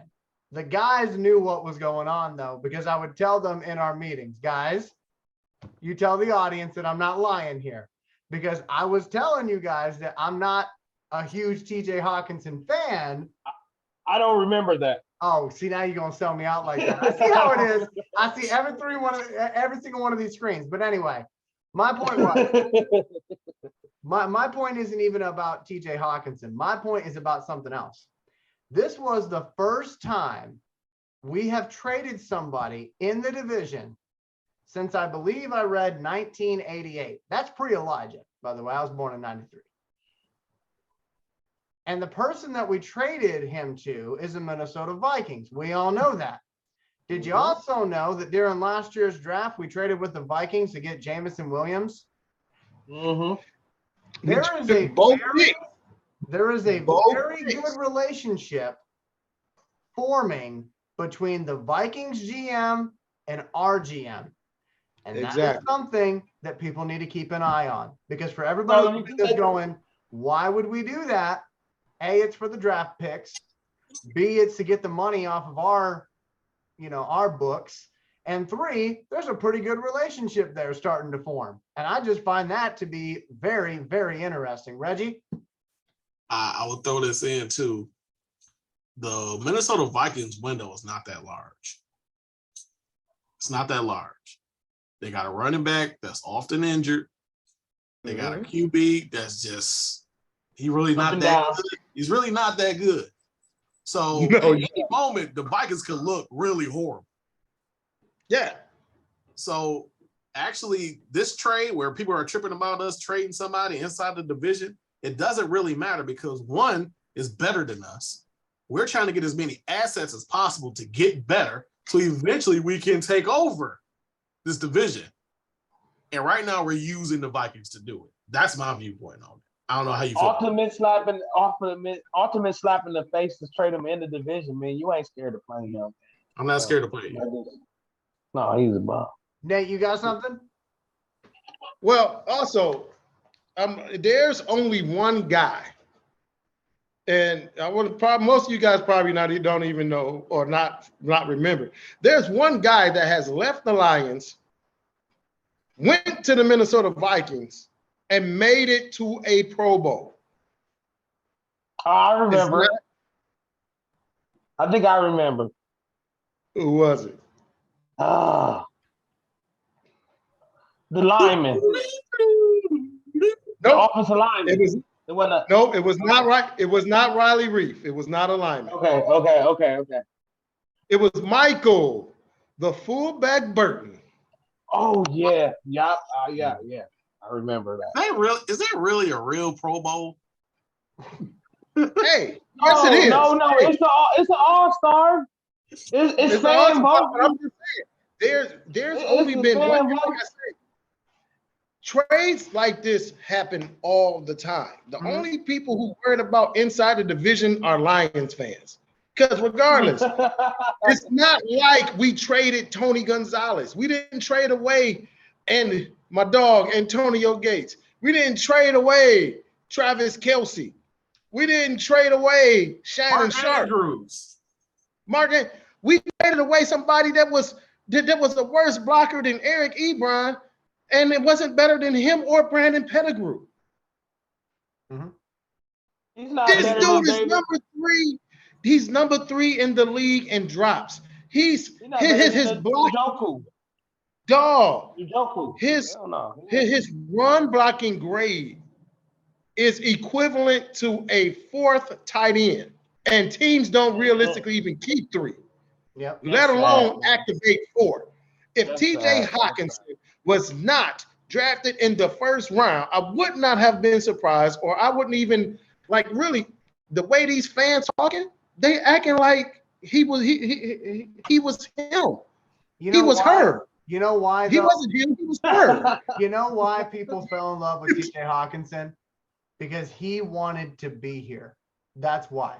Yes, because he did, all these interviews talking about how much he loved Dan Campbell, talking about how much he really appreciated all the coaching staff and how if Detroit would have him, he would love to be there. And the problem is we have been abused so much. And we have been looked over. We have been looked over by all this top talent in the NFL. So when somebody actually wants to be on our team, we fall in love. That's why. He wasn't even better than Darren Fells. Remember Darren Fells? He wasn't better than Darren Fells. Darren Fells is still one of the top blocking tight ends in the league right now. He always gonna have a job. Right, and we talk about Hawking shit like he was really good. That's two. That's two. No, it's not. No, it's not. That's one word. That's one not word. A name. That's not his It name. Is. You gotta say word. Flag on the play. Flag on the play. That's a DeLongo-ism. That's a DeLongo-ism. DeLongo. But you know what? The other aspect of this too, fellas. This dude was a 1st round pick that essentially failed. We got a 2nd round pick and a 3rd round for this guy. Yeah, exactly. And that's why we maximized. And that's why I was saying earlier that I thought before the deadline, it didn't happen, but I thought before the deadline that we were going to end up trading DeAndre. That's why I said that, because somebody wants him. It's always like beauty is in the eye of the beholder, right? So nobody want no fragile running back. But I'm just saying, want no fragile running beauty back. is in the eye of the beholder. It's whoever wants to pay the biggest price. But for me, I'm just saying, Lions fans, you got to pay attention to where we're developing relationships. Clearly, the Vikings GM and the Lions GM like each other. So next draft, if they end up anywhere near each other, pay attention, okay? So I know that Reggie has got to get going here shortly, and we still have a bunch more to get to. So we're going to run hurry up offense here for these next couple of minutes. Nate, we're going to go to you, my friend, for sponsorships. Share with us what you got there. All right, everybody. Again, y'all know what time it is. It's sponsor time, man. And again, everybody with them businesses, let us help you. Let us promote you while you sleep. This is the best way to get your name out there. You can be asleep, you can be on the toilet, you can be in the car, whatever. You know, anybody that watches this, anybody that watches this show will know of your business. I guarantee you that. Hey, you pay $100 to sponsor the entire show, we will mention your business 5 different times. You know, 5 different, no matter when it is, we're going to get it in there so that everybody is familiar and has your business on their mind, whether it's a big business, small business, whether it's an entrepreneurship, whether it's a t-shirt shop. It could be Little Baby's Lemonade Stand. It don't make us no difference. We will mention Little Baby's Lemonade Stand wherever the world, whatever corner you want to be on. That didn't sound right. Whatever place you would like to set up your lemonade stand is where we will be. Got your coat, got your ski, got everything you need. So, oh, y'all are so retarded. So to be on the show, it's $80. That way you can sit through the meeting with us. You go through the planning stages with us. You can come up with different ideas. It may be an idea that you may have that you want us, that we may want to add. As you see, everything we do is impromptu. So again, you never know, when we're going to mention it. We just make sure that we mention it. As we say, hey, right now it sounds like we have a new segment. It's called SVU. That could be you. That could be your segment. You get out here. Hey, and you sit in this meeting with us and you come up with something catchy and it gets our attention. Like I say, everything we do is negotiable. We plan together. We laugh together. Hey, let us make you money. Hey, let us help you. And then lastly but not least, you can sponsor a segment. Whether you want to sponsor the new SVU, whether you want to sponsor the merch alert, whether you want to sponsor the numbers, the inside, the den, the feast or famine, we have so many different avenues. Whatever your favorite is, hey, if you love it that much, or if it's a segment that we might not have done in a couple of weeks, hey, I would love to hear this segment again. Hey, you sponsor that segment and we will make sure that we get that segment in there. And that's $60. So again, 60, 80, 100, you can be involved in this show. You can have your business mentioned at any time. Like I said, you sponsor that whole show, 5 mentions throughout the entire show. So as y'all see, hey, we run no less than an hour. So hey, right now you would gladly get more than what you pay for the Super Bowl commercial, because you've got, between all of us, you're looking at about 10,000 Facebook fans. You're looking at Instagram, you're looking at the people that we have in our own groups as far as our Lions fans. And our show is also promoted on our regular pages and any page that we may admin on Facebook. So you're basically reaching thousands and tens of thousands of people. So make sure, man, that y'all do the best. Take advantage of that. Like I say, because we are here to help you. So what we finna go ahead now, we finna hit my boy with that merch alert. Yeah. Hey, how you doing? When it comes to that Detroit Lions merchandise, that's what I do, man. That's exactly what I do. And sometimes you want to know where's the best place to buy stuff. A lot of people think NFL shop. I always go there, but not all the time, but about 90% of the time. And then we got others like Amazon. We got our eBays. But sometimes when you want to find Detroit Lions stuff, you might want to look somewhere in Michigan. So it's a lot of times that I want my stuff now. I don't want to wait a week or 3 days. And most stuff, when I order, because I live in Toledo, Ohio, guys. If you didn't know, now you do know. But a lot of times, if I order something today from Michigan, typically I will get it the next day. And And I use Rally House when I order stuff from Michigan because Elijah, when you get some time, can you go ahead and set me up with that Rally House site? But make a long story short, I do order Lions merchandise from here, and it's of course it's authentic merchandise and whatever. Uh, um, but living in Michigan, you probably get it almost pretty much the same day. They have 12 different stores in Michigan, some in Livonia. We got stores from Rally House in Woodhaven. We got it's also in Oakland Mall. So we got a lot of different, like 12 different stores, if I'm not mistaken. Shelby Township, Rochester Hills, Taylor. So when it comes to official line stuff, you don't have to always go to NFL Shop. You don't have to always go to Amazon, eBay's, or Fanatics, all that stuff. You got good stores in Michigan that sell Detroit Lions stuff, and Rally House is definitely one of them.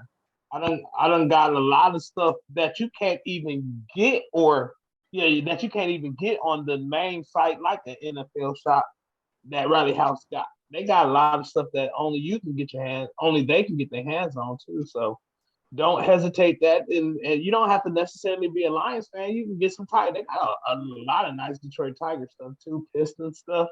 But when it comes to trying to give my money to somebody, I always want to trust it. And you know that if it's they have PayPal and all that internet security stuff, so you won't have any hesitation to use your credit card or whatnot. So it's a legit site.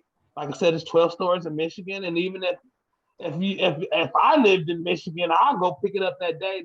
You can get it picked up that day if you're willing to drive there and get it and whatnot.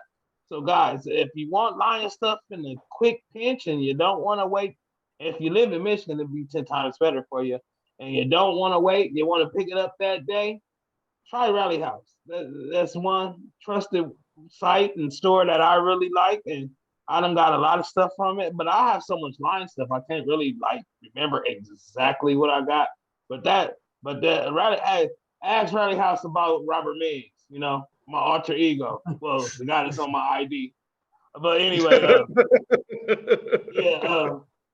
y'all silly. But anyway, Rally House is a good site. They got different kind of stuff. They got the stuff that official sideline gear, that kind of stuff.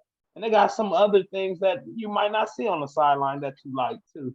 So that's pretty much Merch Alert this week. I'm going to kick it to Inside the Den with my brother Nate. Hey Nate, I had me a ball. I use your way. Your way. Yeah. Yeah, you the gatekeeper for real, bro. Everybody. I'm going to another game.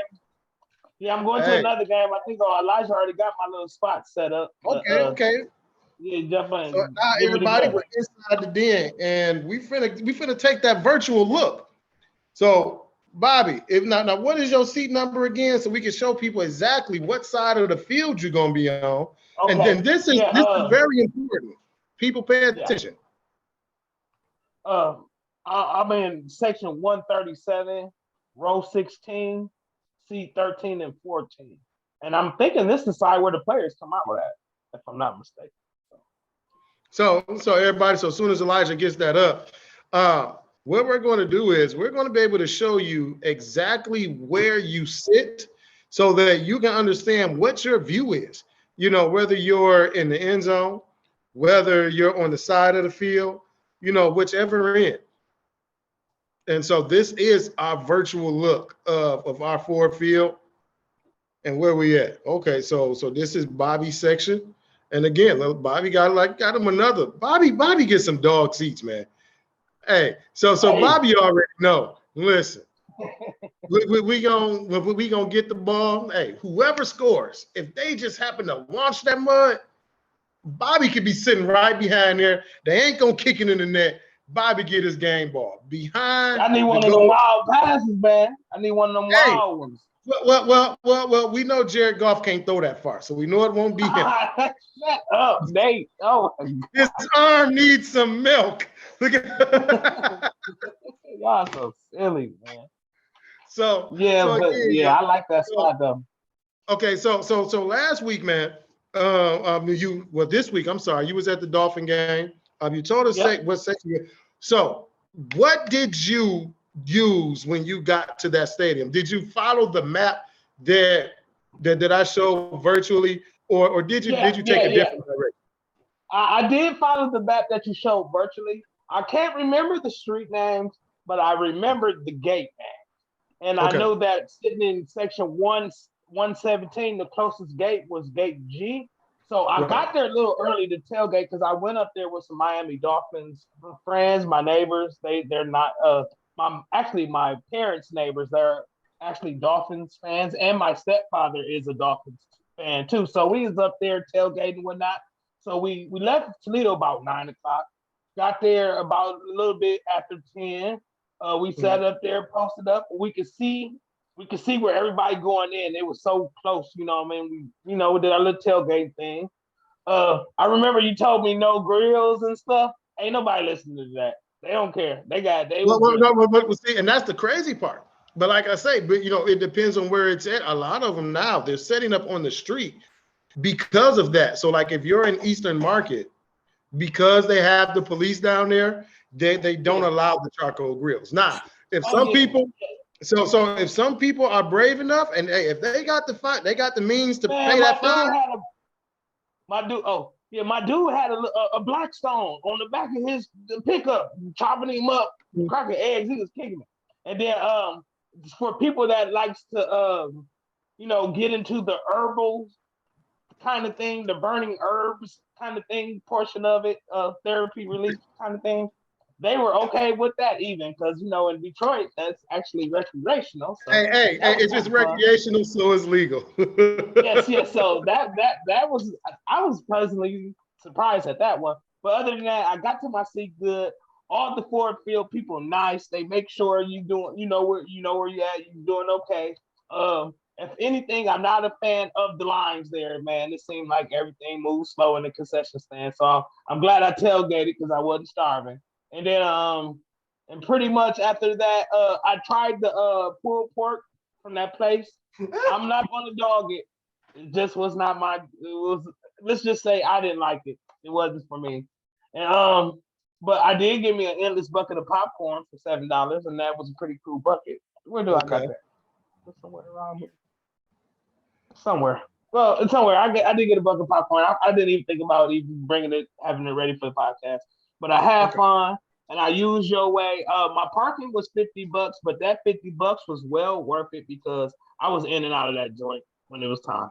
But I'm gonna kick it. I'm gonna let you go ahead and finish your inside the den, or I think it's almost time for the stupid boy of the week, ain't it? Yeah, you know what time it is, man. My inside the den, y'all.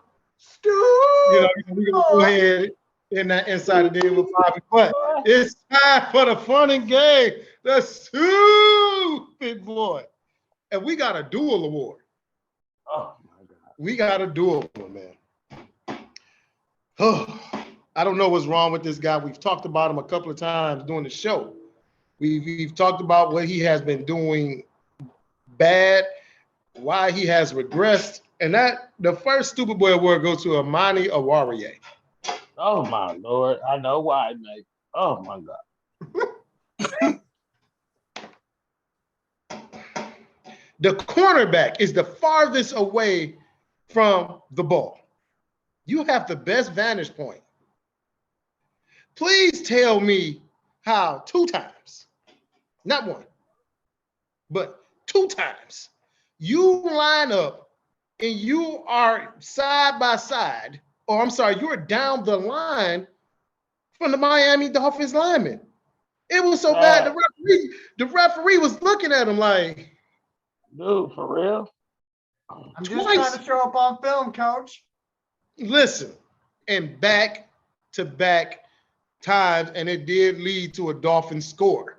But back-to-back clutch situation, you line up offsides twice, and then the first time you did it, you say, all right, my bad, and you turn around and do this shit again. I'd have slapped him. Oruwariye, Yeah, since you the stupid, you so much of a stupid boy, you got your coach fired. Superboy number 1 goes to our own number 24 out of Penn State, Amani Oruwariye. I can't. Warrior. Oruwariye. Oruwariye can go about his way after that shit he just pulled back-to-back times. That's 4 Now, names. the second stupid boy. Listen, yeah. I done seen some shit. I done seen the dude take a punt and drop that ball at the 1 yard line. I done seen the dude.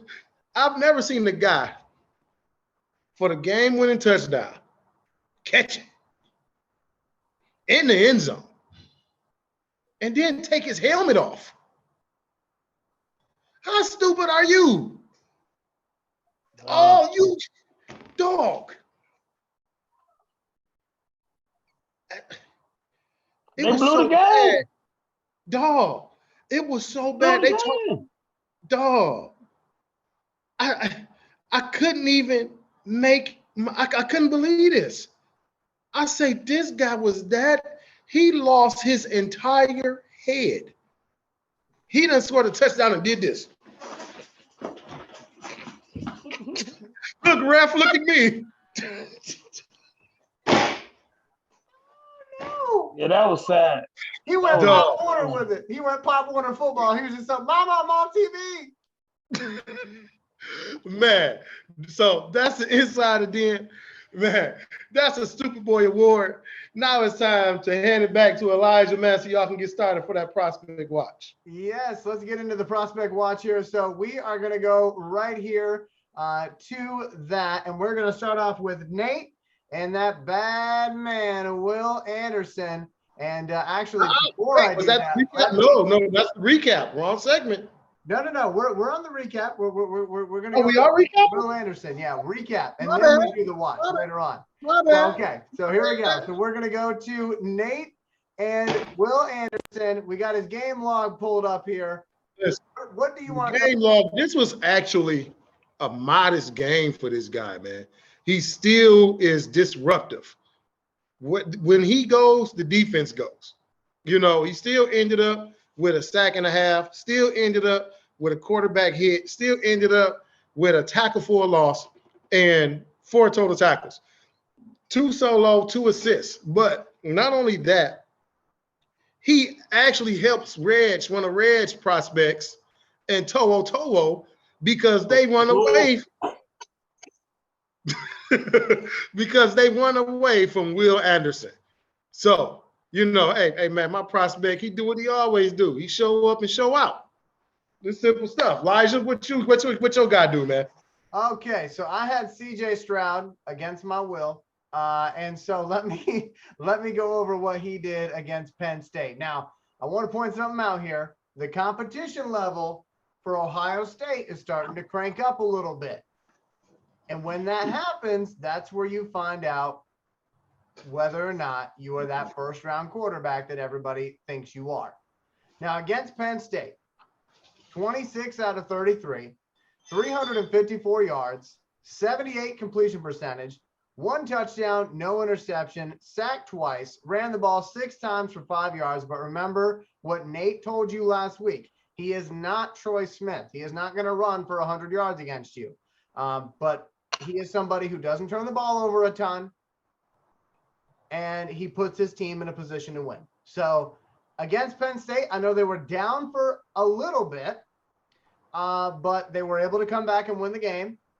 And it looks like he had a pretty good performance. But I would say, if you're looking at all these numbers here, and I hope you can see them on the screen, 2 touchdowns, 4. Then he had a couple of 5 touchdown games. Oh, now he's got a 6 touchdown game, 4 touchdown game, all the way down to 1. Okay, now I'm not getting caught up on how many touchdowns he threw, but what I am saying is, as the competition raises, pay attention to that.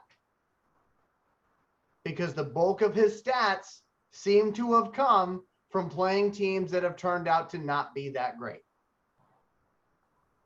So that's what I got for you on CJ Stroud. Again, perfect record so far for Ohio State, but now things start to get real for them. And I believe that Michigan game is going to be the biggest one of probably his entire life, as far as it being a college quarterback is concerned.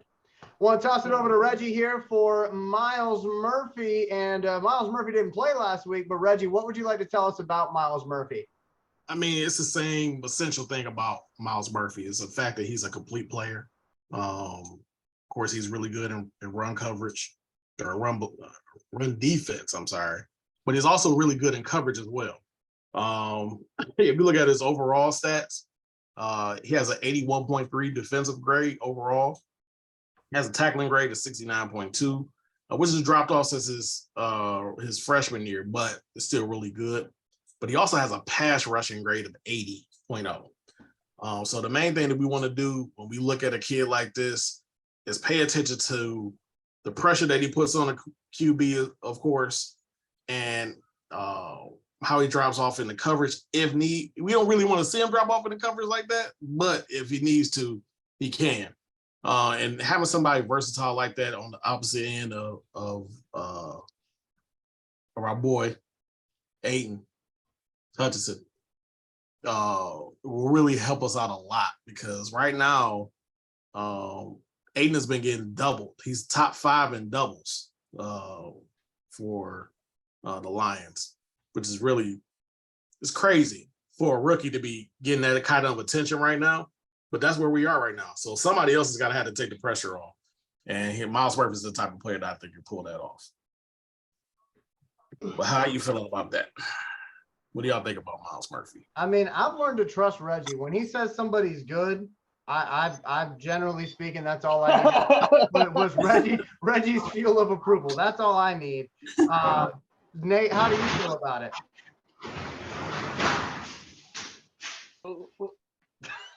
I don't know I don't even know what's going on right now. I heard y'all. I had to close the garage. It's a little nippy. Myles Murphy is a very good guy, man. He was actually one of the prospects that I was looking at as well. You can plug him inside, outside. You can put him right on the opposite side of Aiden Hutchinson.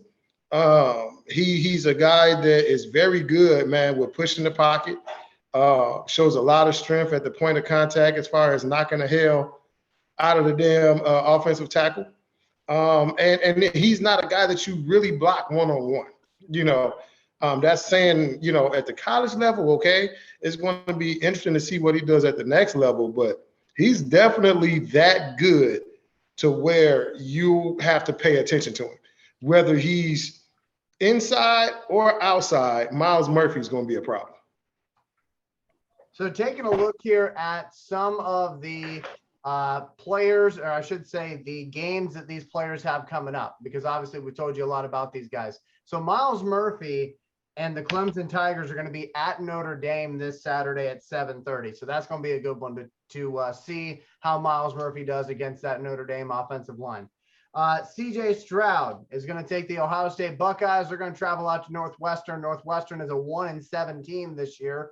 So I would expect CJ Stroud to have a game where all the ESPN people are telling you he's going to win the Heisman, because he's probably going to have like 18 touchdowns against them. I'm being a little bit dramatic when I say that, but listen, Ohio State should obliterate this team. And if they don't, well, then I might have a little more to say about CJ Stroud next week. We'll see. And then also wanted to bring up Nate's guy, Will Anderson, in a game that it should be talked about. It's not being talked about a ton, but it is one of the other better games out there, and that would be Alabama at LSU at 7 p.m. That's going to be a big one as well. So that is going to be the prospect recap. We'll get you to our new prospects here in a little bit, but what we want to do right now is we are going to be taking a look here at the preview of the Packers.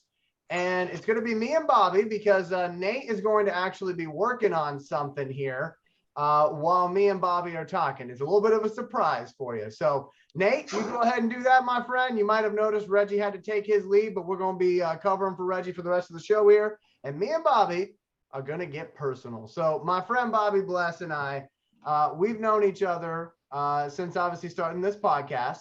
And I've learned a lot about Bobby. And one of the more interesting things I learned about Bobby was the fact that him and his wife couldn't be any more different when it comes to the teams they root for. In fact, well, Bobby, you go ahead and tell them. What team does your wife root for? Let's just rip that Band-Aid off. My beautiful wife is a Packers fan. Okay, can you turn your camera just a little bit? And there's the proof. That's all you needed to see. Yeah. Well, actually, brother, I put in our group chat some pictures that I thought you might could just go ahead and click on and use while I'm talking. It's pretty much pictures of our house during game day. Okay. When the Packers, but we're actually going to the game this time, this week. And this is my beautiful wife, first time seeing their team live in person. So I'm kind of excited for her for that. Yeah, brother. She's every bit of a Lions fan is about as much as of a Green Bay fan, about as much as I'm a Lions fan, brother. And the ironic thing is that we met in a Facebook football group. She was putting me in her place, putting me in my place about the Green Bay Packers. And I was trying to put her in her place about the Detroit Lions, but we haven't been winning enough for me to win that fight. But yeah, right here, Elijah, this is our couch and this is our spread. We got it half Green Bay and half Detroit. I had one of my good friends named April. She made this and she does knitting and everything and make blankets and stuff. She's real good at it. I love it. Most of my stuff, as far as pillows and stuff, I have her make that. So shout out to April.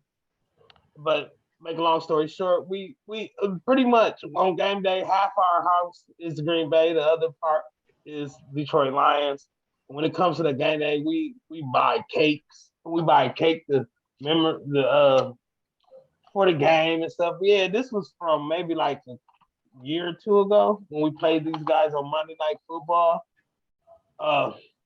We got a cake made, and that cake was actually good as hell. Now that I'm like reliving the actual day, that cake was pretty good. Of course, my team don't do much winning against them, especially since that beautiful one Packer fan of mine been in my life. But it's fun. It's fun, man. It's fun having a wife that loves sports because she does definitely love more than just football. We LeBron James fans here, but it's an interesting conversation when your wife and you having a discussion or / debate about football, and she's bringing up how your quarterback third down percentages. So when I get to talking with my wife, I got to bring my A game, and it helps me out because I honestly I steal some things. Cause she does her homework before she just come full blow on me. She does her homework, man. So I got to make sure I come knowing what I'm talking about, or she will call me out. But as far as those Green Bay rug and Detroit Lions rug, we got that made. No, we actually ordered this from Amazon. We got bars with LED lights. We got little blow up punching figures, man. Yeah, we try our best to make sure that half the house represents the other half. If you kind of know what I mean. My wife, she's very good at buying stuff that looks the same. So if you can't get one Detroit Lions, we can't get the Green Bay one. If you can't get the Green Bay one and they don't have a Detroit Lions, like we try to match up most of the stuff we get, even sometimes with the hats. But of course, my wife is not a hat person, but she loves souvenirs. She got a shrine of Aaron Rodgers in my house, man. That's kind of that's just straight love right there, brother. So this weekend's obviously a pretty big deal in the Bless household because you guys will actually be going to the game.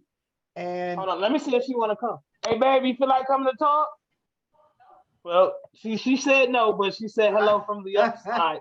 Well, hey, I appreciate her saying hello. So you guys are going to a game. This will be her first game seeing the Packers, right? Yeah, her first time ever seeing her team live in person. Live in person. She keeps scaring me because she keeps talk about running on the field and hug Rogers, bro. So I'm making sure I get some bond money together before we leave, and hopefully we don't need to use that. But I'm very excited for her. I've been to a Lions Packers game where Aaron Rodgers kicked our butt, so um, it won't be nothing I haven't seen before. So just so, but it's definitely I'm just happy for her, being that she's from Mississippi and I'm able to go to Detroit. It's just when they say opposites attract, it definitely when you got different sports teams. So that I love to be able to come home and see football, or like today ESPN, not ESPN, not Fox, not Google. My wife texts me TJ Hockensen got traded. So my wife is my insider. So she keeps up with all that. It's a beautiful thing. Like I said before, she played video games for football. So she's not like, I mean, she's the football fan where if you say something, I have to catch her all the time when I'm with people, or especially with different women. Like, baby, they don't know that about football like you do. You feel me? Maybe most women don't be into it, but it's a beautiful thing when she get mad at the quarterback, and I'm like, "What is you mad about?" She'll tell me that guy jumped offside. I already knew which guy jumped offside. She'll like the other guy, like the other game we was watching the Packers, because we do watch. I do watch the game with her, watch her team with her, and I don't know her players on her team name like that, and she'd be like, offside. It was like offside's the number 74. She said that's Aaron Jacobs. I can't think. I just look at her like, oh my God, I love you. So just the fact that this is the fact that she loves a real football kind of guy, it's pretty cool, man. And it makes game day, even when our team's not playing, it's exciting. And that's one of the reasons why I make sure one of my off days is Sundays, because football is something that me and my wife, we bond pretty much every day, honestly. We have some kind of discussion about football and stuff like that. So it's easy. Like when we bad at each other, we can always find some kind of icebreaker on ESPN. And I feel like ESPN or just this talking sports period, we can I just think she's like having a wife that loves football lets me know that you can really have your best friend be your wife. And I love that. And I love that. And she does shopping for me. A lot, like I said before, like a lot of the cool stuff I got was inspired by my wife, man. If it wasn't for her showing my attention or not telling me, knowing I'm going to say no and buying the stuff anyway, she does that a lot too. Like, won't even tell me, just here, because I got this for you. I said, girl, why you buy this? And she's like, I know you was gonna say not buy it. So I brought it in. So that kind of So stuff. how long Always have you guys surprised. been together? We've been married 3 years. We've been together 5. Congratulations, my friend. That's yeah, awesome. yeah. We just had our anniversary September 23rd, and that was pretty fun. And yeah, like on our anniversary, we was thinking about football. So, so we kind of plan our anniversary around making sure we not nowhere where we can't watch football. So that kind of stuff and even with the ritual, we got the the taste of the lions and stuff, like when we talk about cooking food. I make sure she's one of the reasons why that inspires me to make sure we have a good meal when we watch the football game, make a party of it. She just showed me that even though I watch football every day, we can make it. We tailgate at home. That's the best way I can explain it. We'll tailgate at home. We'll make sure that we just got everything pushed aside. Like every Sunday is a holiday when it comes to that her and that football. Yep. But, that's my perspective of the game. I can't wait to see my wife's look on her face when she see that damn quarterback from Green Bay. And I'm just trying to think how I'm gonna grab her ass from running out there with them. But I want to make sure she take a lot of pictures and stuff. But it's just fun, big dog. For sure. It's just fun. Safe travels, by the way. Well, I want to wish you safe travels. Going to Detroit, enjoying the game. I hope you guys are able to, have the experience that you're hoping for.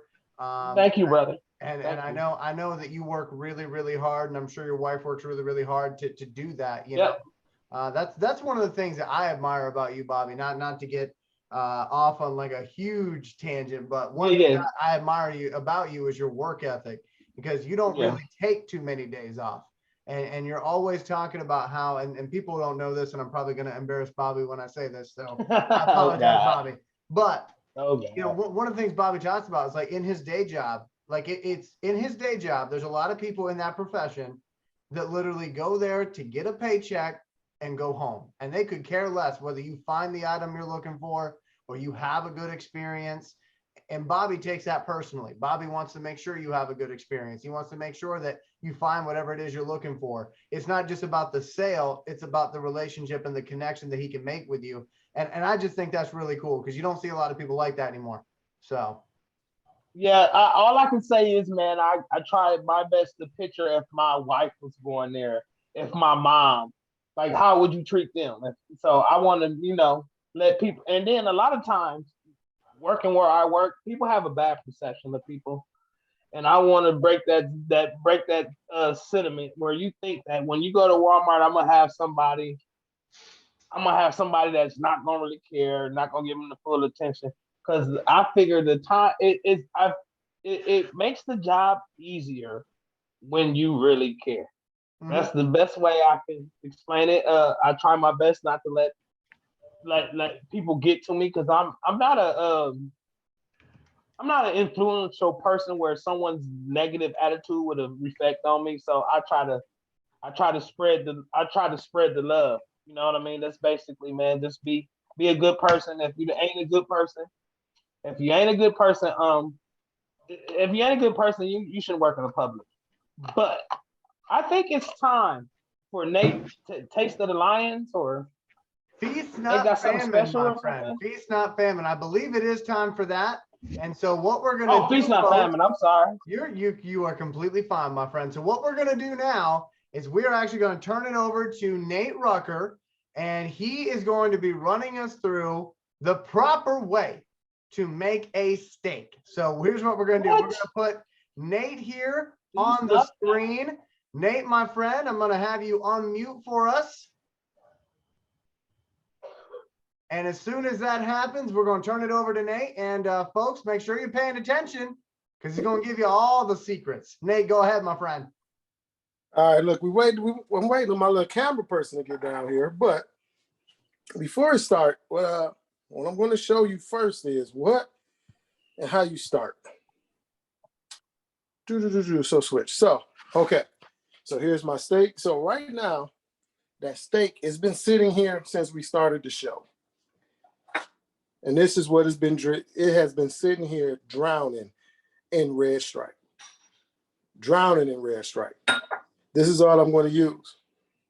I'm going to use some little bit of Jamaican jerk, fresh cracked pepper, a little bit of seasoned salt, and minced garlic. Now, normally you look for the rosemary and the thyme, but I don't like rosemary and thyme. I don't like that earthy. I don't like the earthy taste. I'm going to do it a different way. Here, Maddie. So you got to do this, baby. So you're not going to see her. You're going to see me cook. And, so she's going to be recording while I get everything together. Here, they can't see you. I'm about to switch it. Okay. Oh, wait. Okay. I'm on the camera? No, I am. Keep it the long way. Oh, listen, dog. Okay. All right. No. Here. Now do it that way. So we only see over there. You good? You finna get a lot of shows tonight. Huh? She is doing a great job. All right. So this is a beautiful ribeye right here, man. And as I said, it's been sitting in this red stripe for basically almost 2 hours. 2 hours, y'all. So we're gonna go ahead and we're gonna do something super simple. Normally, people do salt, pepper, and garlic. This is how I do mine. So it's already a little bit unconventional because most people don't let theirs sit in beer. So that was the Lowry's. Now we're gonna use a little bit of jerk.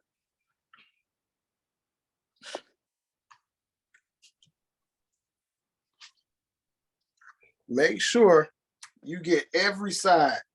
Because if you like my daughter here, she loves the fat. Why you put me on blast? She loves the fat. Yes. And if you can hear her laughing, you know it's true.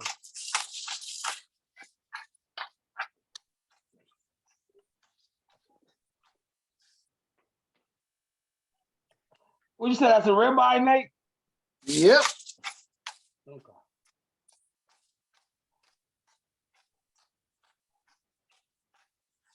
Fresh cracked pepper. I'm not eating it.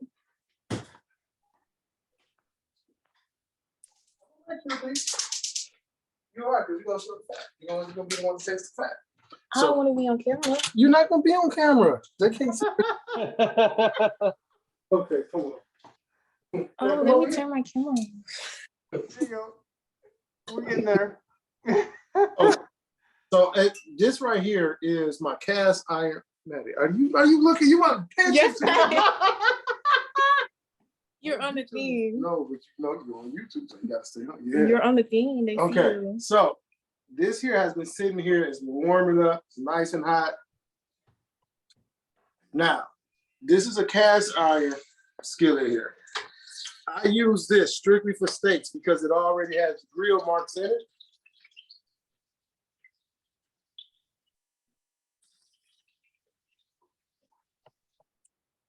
I'm probably doing my hair. That is a huge steak. Nate, where did you That's get a that ribeye, from? bro. Where did you get the ribeye from? This one actually came from Kroger. They have the family packs. You pay roughly with a Kroger card like $32 for like 5 steaks. Nice. Yeah, so I'm cooking this at medium heat. You know, like I say, some people, I don't do rare. I don't do medium. I do medium well. I'm a medium well guy. I don't like too much hemoglobin. It's a little too red for me. I don't do red, but I do pink. So the only thing I'm doing right now is I'm letting this sit so that I'm going to have some grill marks on the bottom of this that are just going to be, that's all you need. And then we're going to flip it. So you really want to let it sit. You want to do like 5 minutes per side. And you're going to flip it 4 times. So 20 minutes. Medium heat. And you're going to have the perfect medium well steak that you want.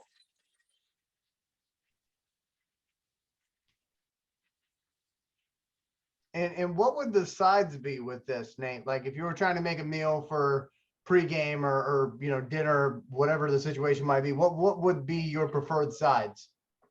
It all depends on your appetite. Like this is a solo. This is only for me. My daughter may eat a little bit, but this is mainly me. I really don't share a lot, but as anybody with kids know, they get everything. You can't have nothing, whether it's your kids, your woman, you can't have nothing to yourself. That's just what it is. And so, like I said, it's simple. Like I said, people like to use rosemary and thyme. I don't. It's too earthy. It's way too earthy for me. I know Reg was talking about you're gonna use the rosemary and the thyme. No, I am not. No, I am not. So already what I have in here, I preheated the pan and I have the olive oil already in here. So while we was waiting to get everything started, I was letting my pan heat up because you want it in that pan hot. You just want to drop it in there so you can instantly hear that sizzle. Let's see. 8:31. So I ended up missing the part of the show, but did Bobby's wife, did she get on the camera? She did not, unfortunately. She said No, no. she said no. She said ain't nothing happened, Captain. I mean, when she was talking, go Packers, go Packers. I just knew she was gonna be on there. Man, I don't even want that smoke right now. Why? I hear it every day, every damn day. No. Well, listen. As soon as you start back beating her in the game, you won't hear it as much. What you say? No, hey, I like I said, man, that's gone, bro. I'm not never ever playing her again. This is over with, bro. I might play her game, but we can't play against each other, man. I got to live here, Nate. I knew I gotta live here. I got to live here, Nate. I feel you. I got me a 5. That's why I just got me a 5 last week, where I can concentrate on other stuff besides her game. And she got an Xbox. We're gonna get her a Series X here in a month or so, maybe in a couple weeks. So we try to keep up with that. But she played the Xbox, I play the PlayStation. But if somebody froggy, like the guy with the Xbox over there, but you got an X too, huh, Nate? Yes, I do. Yeah, see, I need to get an X so I can play you for real though. He's got a second pan. Well, like I said, my daughter play PlayStation. My hand's too big. That controller is. The buttons all the same, man. Man, come on, stop. Hey, you don't put butter in your steak, huh? Yep, I'm about to. Oh, okay. All right. I'm jumping to conclusions. My bad. All right. Yeah. Hey, me and my wife done watched one of your cooking lives before, Big Dog. This is the best Got a whole episode of Rachel Ray I've ever seen. And you use they be cooking like a motherfucker. I mean, like a, you know what? Hey, I got one. That's my one. That's my one. That's my one. That's your That's one. my one. right, That's my right. one. Remember, man, when cooking a steak, man, you want to use unsalted butter. You do not want to use salted butter. Reason being, salted butter burns. So if you're cooking your steak and you're getting all that smoke, it's because of the salted butter. You want to use unsalted butter. That thing look good now. I swear to God it do. Man, that steak look ready now. Boy, man, you know you. That steak looks like it could block better than TJ Hockensen. Yes, it can. Or no. Or TJ Hockensen look like steak to some of them damn defenders. How about that?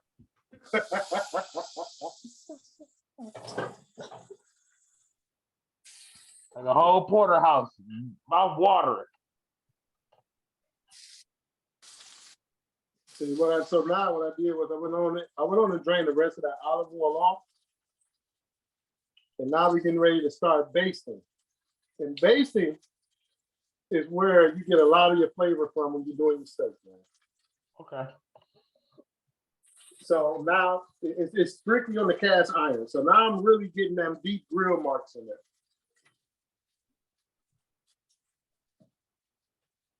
So I cheated. Instead of doing like 5 minutes of flip, I did more like 3. Because I'm going to cook it this way, so that I want some deeper grill marks because of the amount of olive oil that I had in there.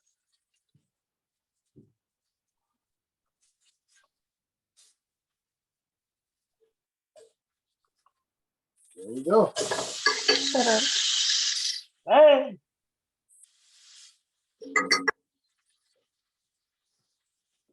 No. Now, the purpose of letting your steak rest and just marinate in the beer is that it tenderizes the steak so much when you pick it up, all the fibers from the meat, they just want to come apart. And that's what you want. That's what you know is nice and tender. Hey, do it gotta be red stripe, big dog? Nah, you can be whatever type of beer you like. Red stripe high. Nah, red stripe ain't that high. Red stripe high, man. No, that's a good beer though. Real talk. Oh yeah, I love red stripe. Yeah, that's a good beer. Real talk.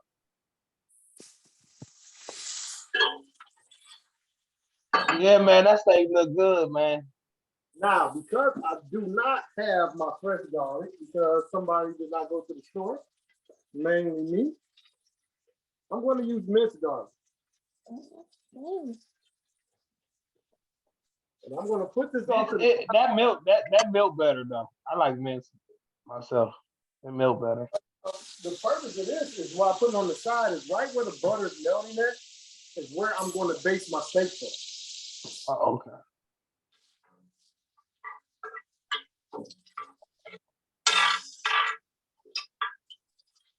So now you got that, all that butter. Next time, actually, I ain't even got enough butter. I didn't even use the whole tablespoon.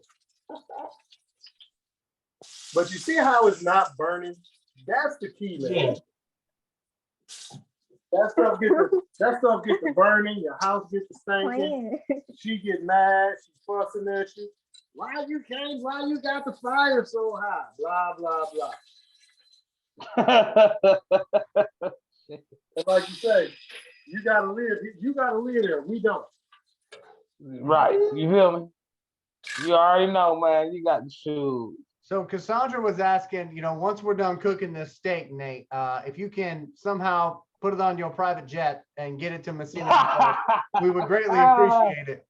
Hey, well, if I was Creflo Dollar, I probably could. Creflo Dollar. Yeah, if I was Creflo Dollar, I probably could. And again, folks, we're doing this because we want to be able to help you, cook a really good game day meal. And obviously that looks fantastic what Nate's doing right there. And we're hoping Nate changing my life, man. He got me walking less to the Lions game. Gonna have me eating good, man. Thank you, man. Nate, you my boy, Nate. You my boy, man. You my boy, Blue. You my boy, Blue. Can we get a close-up on that steak, Maddie? Look at Okay, we're almost there. There we go. Oh, look at that. Yeah. That is just fantastic. Can we give it up for Maddie on the camera angles, by the way? I mean, she looked like she was surprised to be doing this, but she's doing a great job. All right then, Maddie. All right then, Maddie. That girl. Yeah, I had texted her and was like, "Could you help me do something?" She was like, "Yeah." And then I asked her what I wanted her to do. This is gonna go on the college applications. Under special skills. You ain't lying. One hell of a photographer.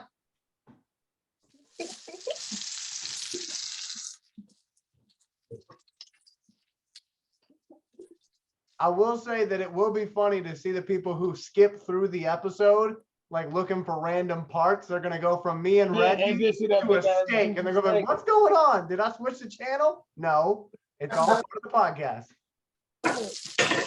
Now, a lot of people, they like to let their steak sit and rest, and what the resting does, it lets the juices go back into the steak.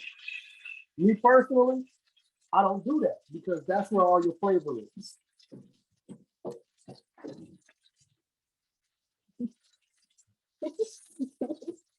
Don't drop it, Nate. Don't drop it. Nope. You see that big old cutting board? Look at that. I ain't gonna drop nothing. That cutting board is as big as my apartment. Man, Ooh, look at that. Look at that. Yeah, Nate, you a dog in that kitchen, man. Ain't no doubt about it. I can smell it from here. Yeah, I'm gonna buy me a steak. Oh, I'm gonna buy me a steak tomorrow, man. Yeah, that's what I'm talking about. That's my color too, Nate. On everything. yep.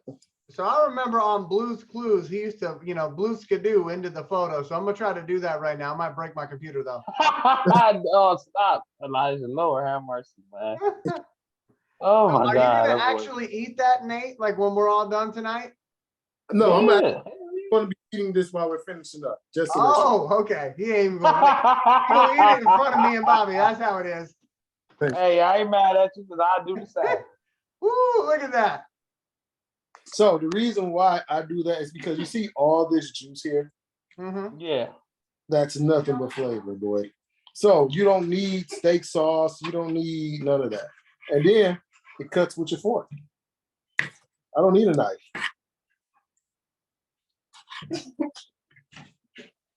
You want to taste it? Can I try a piece that's not so pink? It's not so pink. This piece. So say it loud if it's good or not. She's Hey, tasting. that's too pink. I'll try it, Nate. Just put it up to the camera. I got it. See this juice right here. This is all your seasoning that you've been basting. Mm-hmm. So Yeah. I can't put her on camera, so she just got to talk loud. What?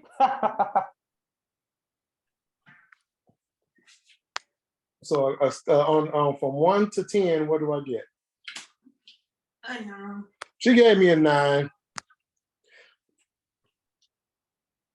Man, that look like a 10 to me, man. Look. She gave me a 9, but then she turned around and said, "Can I get another one?" So doesn't that Oh, constitute? that's I mean, I think man, round up. Round up.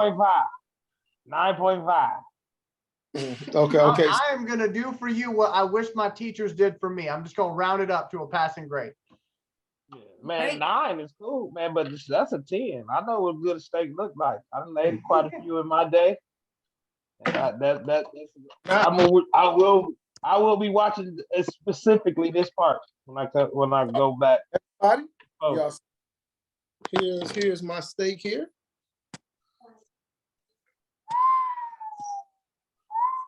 yeah, that mother look good, man, on everything.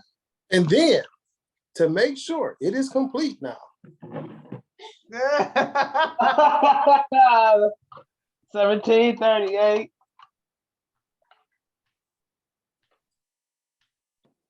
cheers, fellas. Oh, you so damn silly, Nate. So Nate, Now, that is our segment of Feast Not Famine. Good job, Nate. that was great. That was great. Now, Yeah, I love that one, Nate. I'm gonna get that steak recipe off of here too. okay, so Elijah, guys, I'm not going back outside to the computer. So I'm going to finish my segment here, and you guys have to watch me eat. Okay. All right. No worries. Because we're actually going to go into prospect watch now. So you're going to have to walk and chew gum at the same time, my friend. So let me go ahead. I'm going to put your other camera in the waiting room. That way people don't see that on the screen. Okay. So here we go. We're going to stop my video here. And we're going to go into our first prospect that we want to take a look at here. It is Nate Rucker's prospect. And let me actually bring the volume down a little bit here because, we always like to be able to hear Nate when he's talking about his prospect. So, Nate, introduce this fella to us and why you like him for the Lions. This guy here, this guy's name is DeMarvion Overshawn. And one of the things about it, he's 6'4", he's 230 pounds, and he's a former cornerback, not a safety. He went straight from corner to linebacker. And as we know, there are certain privileges from that. Number one, he's explosive in coverage. He's explosive. Matter of fact, he is the best coverage linebacker in college football. He literally locks up tight ends. He runs the tight end route for him. He can eliminate any tight end that is on the field because of that. Like We need him then. We need him. Sure. Like, see the ball skills. He has elite speed, especially for a linebacker. His ability to where we struggle at is to shut down tight ends and completely cut off a whole side of the field. And like here, he's going to break down this play here, and you can see the depth of this route. And look at the recognition: drop, drop, drop, and ready. Stole that. And what you want to look at, it's the hands. And for a linebacker, catching with your hands, not your body, and this is him in deep coverage. That's your linebacker, Elijah. When we talked about getting the depth, one of the things we struggle with is linebacker. Like we've seen Rodrigo knock a ball away from Tyreek Hill 20 yards down the field. But do you see how far and the ability of Overshawn to completely take it away? Look at the depth on this. He's reading the quarterback eyes, and this is your linebacker. He's essentially a 230-pound cornerback playing linebacker. He's able to rush the passer, deliver hits. Look, and he completely shuts out a zone. So anything in the hook flat is completely mad. This guy here is a game changer on defense. If you sleep on him, you will pay for it. You know, and as you see, each interception he's catching with his hands. And this, like I said, this is your linebacker. The saying that they use is that if a guy could catch, he wouldn't play cornerback. Well, this guy here can catch, and he plays linebacker. You know, like I said, his speed, like you said, that he is explosive. He is explosive. Everything good and the bad. You know, I'm not going to give you both. You know, the bad thing about it is that, well, I won't say bad. He still has weaknesses that he has to work on, and that's the run game, because he's coming from a corner to get into the linebacker. So he has to adjust to getting off the blocks, shedding blocks, and play recognition. You know, he can't identify a play late. And that's one of the things about being inexperienced that he still gets caught up with, you know, in this past year in college football. But Overshawn, whether it's him or Antonio Johnson, they will 100% improve the back end of that defense. Actually, that's not even the back end. They will improve that linebacker core. We won't worry about tight ends, especially no-name tight ends. We get killed by no-name guys. We won't have to worry about this. That kid right there will completely erase them out of the game. And that's my prospect on the watch, DeMarvion Overshawn. All right, now we do have another one. This was actually Reggie's prospect, and he's obviously, you know, he had to jet, but we're gonna cover his prospect because it's worth covering. And before I do that, I just want to bring up where Nate's prospect will be playing this weekend. Now they've got a game at Kansas State coming up this weekend at 7 p.m. Kansas State's the ranked team in this matchup. Should be a very interesting game. Nate, do you know anything about Kansas State or anything that folks should look out for in this game? Yes, Kansas State actually surprised a lot of people because they weren't unranked, but they are achieving more than what they thought. They were I think they had them projected to be in the bottom of the conference. They're no longer there, and then they've got some nice upsets on their roster. So it's going to be a competitive game. And then they also have a very good running back, man. They got one of the best running backs in the nation, you know, which is, I can't think his first name, but his last name is Vaughn. It's on the tip of my head, but he's actually one of the best running backs in the nation as well, behind Bijan Robinson, behind Blake Corum. So he's Vaughn. Deuce Vaughn. Deuce Vaughn. I knew it was Vaughn something. I have one piece of it. So that'll be interesting to see how he does against Kansas State. Seems like the Kansas teams are having their way in college football this year, which is kind of cool to see because you don't normally see that with Right. Kansas Jayhawks or Kansas Wildcats having Basketball Wildcats schools. having really good schools. So let's go here to Reggie's prospect. And Nate, because you are our resident Michigan fan, I'm going to have you kind of talk a little bit about Blake Corum and what you think Reggie wanted us to know regarding this running back out of Michigan. Blake Corum right now already has over 1,000 yards. And he's a complete, elusive, powerful running back.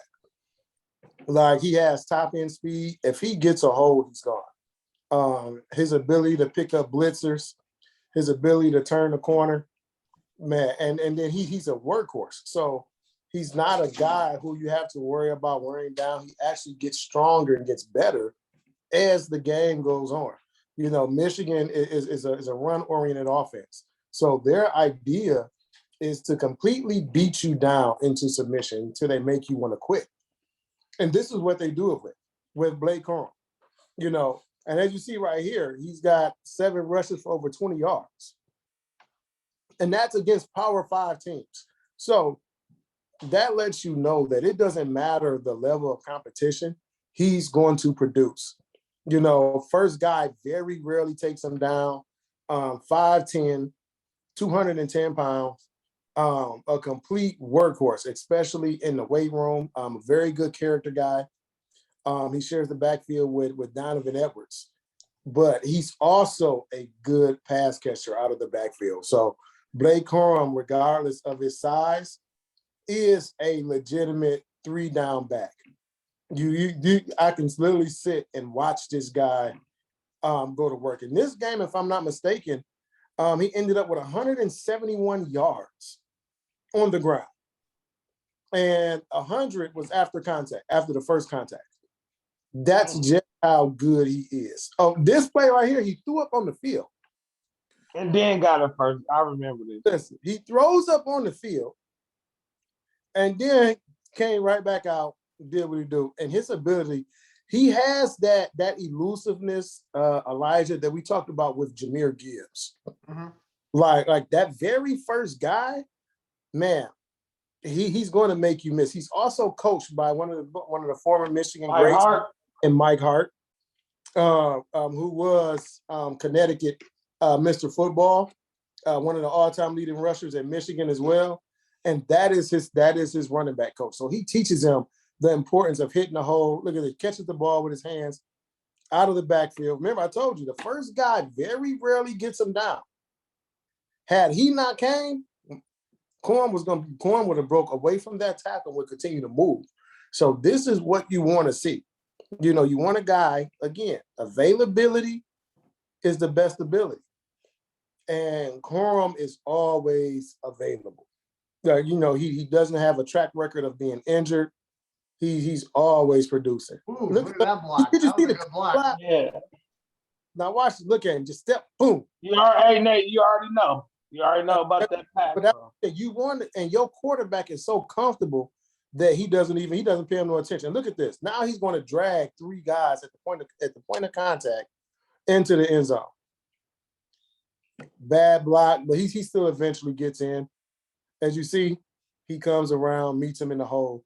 And Corum still has the ability. I think that might have been a misread on that part because he probably should have cut back inside. But eventually they end up scoring anyway. Just not on them. What you got?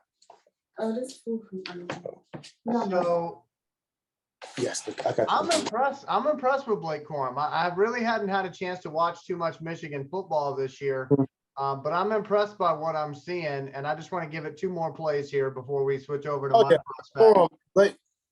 Like I say, he is their workhorse. He's definitely their workhorse. They ended up blowing him out. You know what, crazy? The second half of this game is where they blew it completely open. And that was all on that was Blake Corum and Donovan Edwards. They both had over 150 yards rushing. The first half was a little bit more competitive, but the second half, they just completely blew it open. And led to my other point of they're going to wear you down. He gets stronger and stronger and stronger and stronger. And, you know, for a little guy, he delivers most of the contact. He's not sitting there waiting to receive it. He's going to throw all his weight into you and make you pay for the tackle. And I love how on that passing play that just went by a little bit ago, he never gave up on the route. I mean, he had that route and he had two guys covering him. And I think most running backs, unfortunately, would probably give up on that route and say, "Oh, well, just not my play." But he stayed alive so that when his quarterback was able to extend the play, he was there to catch that pass. And I can't tell you how many running backs I've seen where I'm like, why are they giving up on that play? So to see him not give up on that play, this is a pretty good running back. Again, I feel kind of ashamed that I hadn't looked at him, and good job on Reggie's part by pointing him out. But yeah, I mean, I can see why people like this kid. Oh, yeah. Without a question. So for my prospect, I'm going to go back to the well one more time. And there's something to be said about going back to the well too many times, but there are not very many games like the one that's about to happen on Saturday. Okay. Not many times during a season do you get an opportunity to see somebody prove themselves, not just once, but twice. So my prospect that I'm looking at is Hendon Hooker. Now, Hendon Hooker, I told you about him a few weeks ago, and it seems like everybody in our Facebook group has suddenly become infatuated with my guy. I was first to the party, and now everybody else, is joining me, acting like they've been there from the beginning, but that's fine, whatever. We can all be, joyful together. Right. Hendon Hooker has had really and truthfully a fantastic season. I mean, look at the numbers. He's thrown one interception this entire season. Absolutely. He's thrown 219 passes. You don't see that a lot in college football, especially in the SEC. Now, yes, he played against Ball State. Yes, he played against Pittsburgh. Yes, he played against Akron, but he beat Florida. He beat LSU. He beat Alabama, and he beat Kentucky. But none of that compares to what he's got to go up against 3:30 on Saturday, and that is those Georgia Bulldogs. I hate them. I hate them. I hate them. I hate them. I'm a Georgia Tech fan, so you know how I feel about this. Makes me want to vomit having to say anything positive about Georgia. But they are one of the closest to being an NFL defense. And I don't mean they're playing the style of an NFL defense. I mean they got NFL caliber guys on that defense. Know it. Played against a similar team earlier this year in Alabama. They got the victory. Now, if they let Georgia score 40-something points in this game, I don't think they're going to win this game. But this is that game, okay? He got everybody's attention with Alabama. He's taking care of business these last 2 weeks against teams they were supposed to for this moment right here.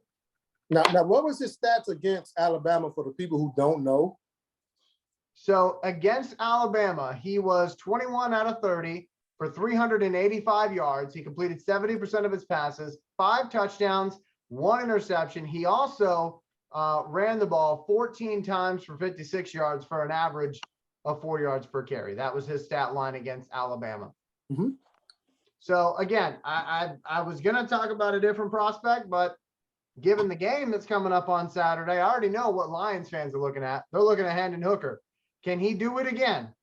Can he lead this Tennessee Volunteer team to a victory over Georgia in Georgia, by the way? And that's a big part because the game against Alabama was in Tennessee. So he had friendly fans screaming at him, screaming for him. Now he's got fans screaming at him and against him.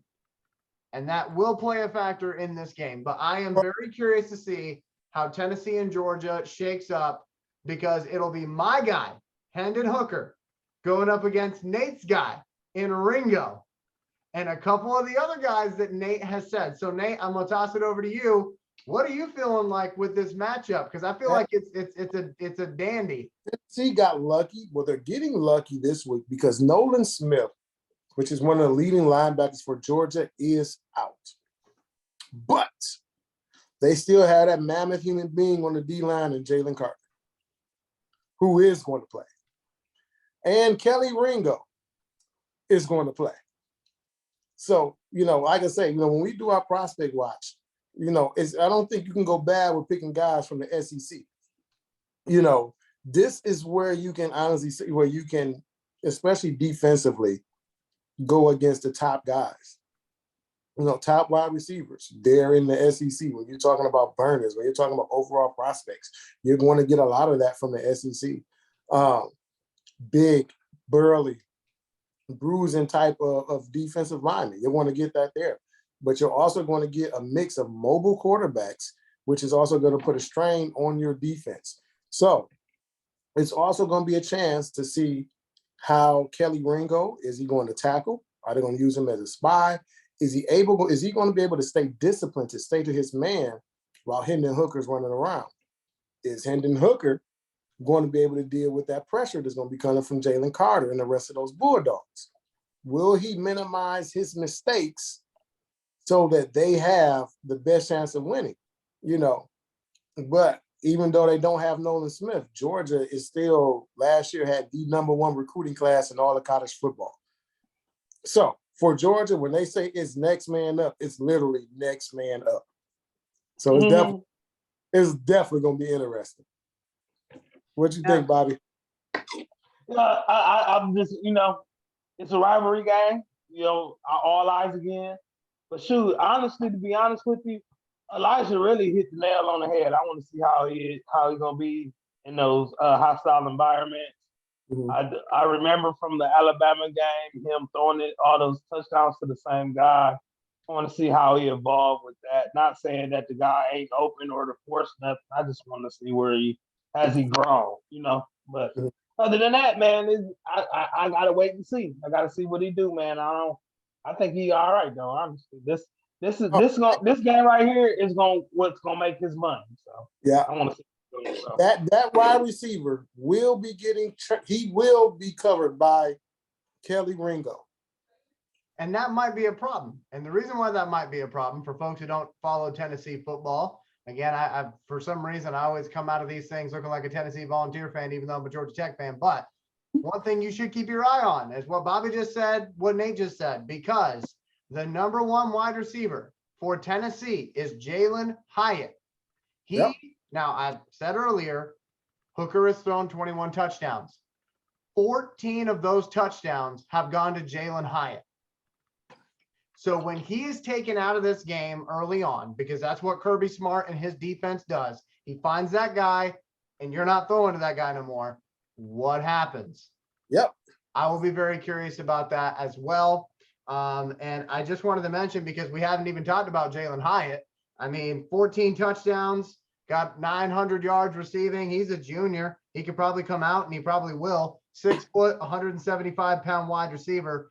If he puts on a show, then I would expect one of us next week to talk about Jalen Hyatt as well. Because, it's one thing to give the love to the quarterback, but you also got to give love to the guy catching those passes and getting open. So that's another one to kind of keep an eye on too, would be Jalen Hyatt. But again, once they take him out of this game and he's not a factor, what does Hooker do? That is what I'll be very curious about. I know that Bobby didn't have a prospect watch for this week, but I know next week he's planning on having one. Bobby's guy all season has been Noah Sewell. And I got a feeling that Noah Sewell is going to be somebody that not just Bobby talks about, but everybody else is going to be talking about too, come time for the draft. And because of his brother being on the Lions, you're probably going to hear that name brought up a ton. And it makes sense. He's not a bad player. Oh, no, not at all. It's like I say, he's just the fact of what conference he's in. So a lot of times, if you're not a real college football guy, or if you're not a real enthusiast, then no, you will not know all these guys. You're not going to follow these guys. You're not going to, be in tune with it. You're going to wait for the mock drafts and, who's projected to us. Then you'll go look at that guy. But for guys like us, this is just what we do. We dig deep. We want to see guys that we could potentially draft that could potentially make our team better. Right now, we're tired of this non-playoffs. We're tired of this losing. And we just want to get the ship right. So, and I'll throw in one more guy just for giggles here. The other guy I'm going to talk about briefly is somebody who's not having a great year. but I do think he's somebody worth the attention, and I'll explain why. Because sometimes it's not always about the stats, it's what you're surrounded by. Mhm. Will Levis, quarterback out of Kentucky. I haven't talked about him this year because that poor kid is getting beat up. And he's getting beat up because his offensive line is failing him. But Agreed. here's why I bring him up. Kentucky still got a winning record. So Mhm. even though he has been put on his ass more times than he's been standing up straight in the pocket, okay? I know that's my third one. But he's been on the ground more than he's been standing up straight. He's still leading his team to victories. And the reason why I bring that up is because if you're going to be a high draft pick, chances are you're going to a team that does not have a very good offensive line and does not have everything together that you need, okay, right out the gate. So that is another quarterback to kind of keep an eye on. Not having a fantastic year. I think a lot of that has to do with his offensive line and injuries he's got because of his offensive line. But again, he's the one right now that looks like sort of the rookie in the NFL situation where he's on a team that doesn't have it all together the way they should, but he's still figuring out ways to win games. So, You know who he compares himself to? who? Josh Allen. I mean, that kind of makes sense. That kind of makes sense. But again, Josh Allen's got an offensive line, so. I mean, but see, no, I mean, as far as his playmaking, as far as his ability to run, his strong arm, I'm not sure if his arm is as strong as Josh Allen is. Mm-hmm. Josh Allen has a cannon. Yeah. So I don't know. Who does Kentucky play? So Kentucky, I know last week Kentucky played Tennessee and they got smoked by Tennessee. Right. But if you follow Kentucky football at all, then you know that their arch rival is Tennessee, but they never beat them. That's like a whole thing with that whole history between those two teams. But for Kentucky, let's see who they play this week. I'm not sure right at the top of my head. But let me find out here briefly through the magic of Google. Let me see what I got here. So they're going to be at Missouri. So this will be more of a game that they should probably do pretty well in.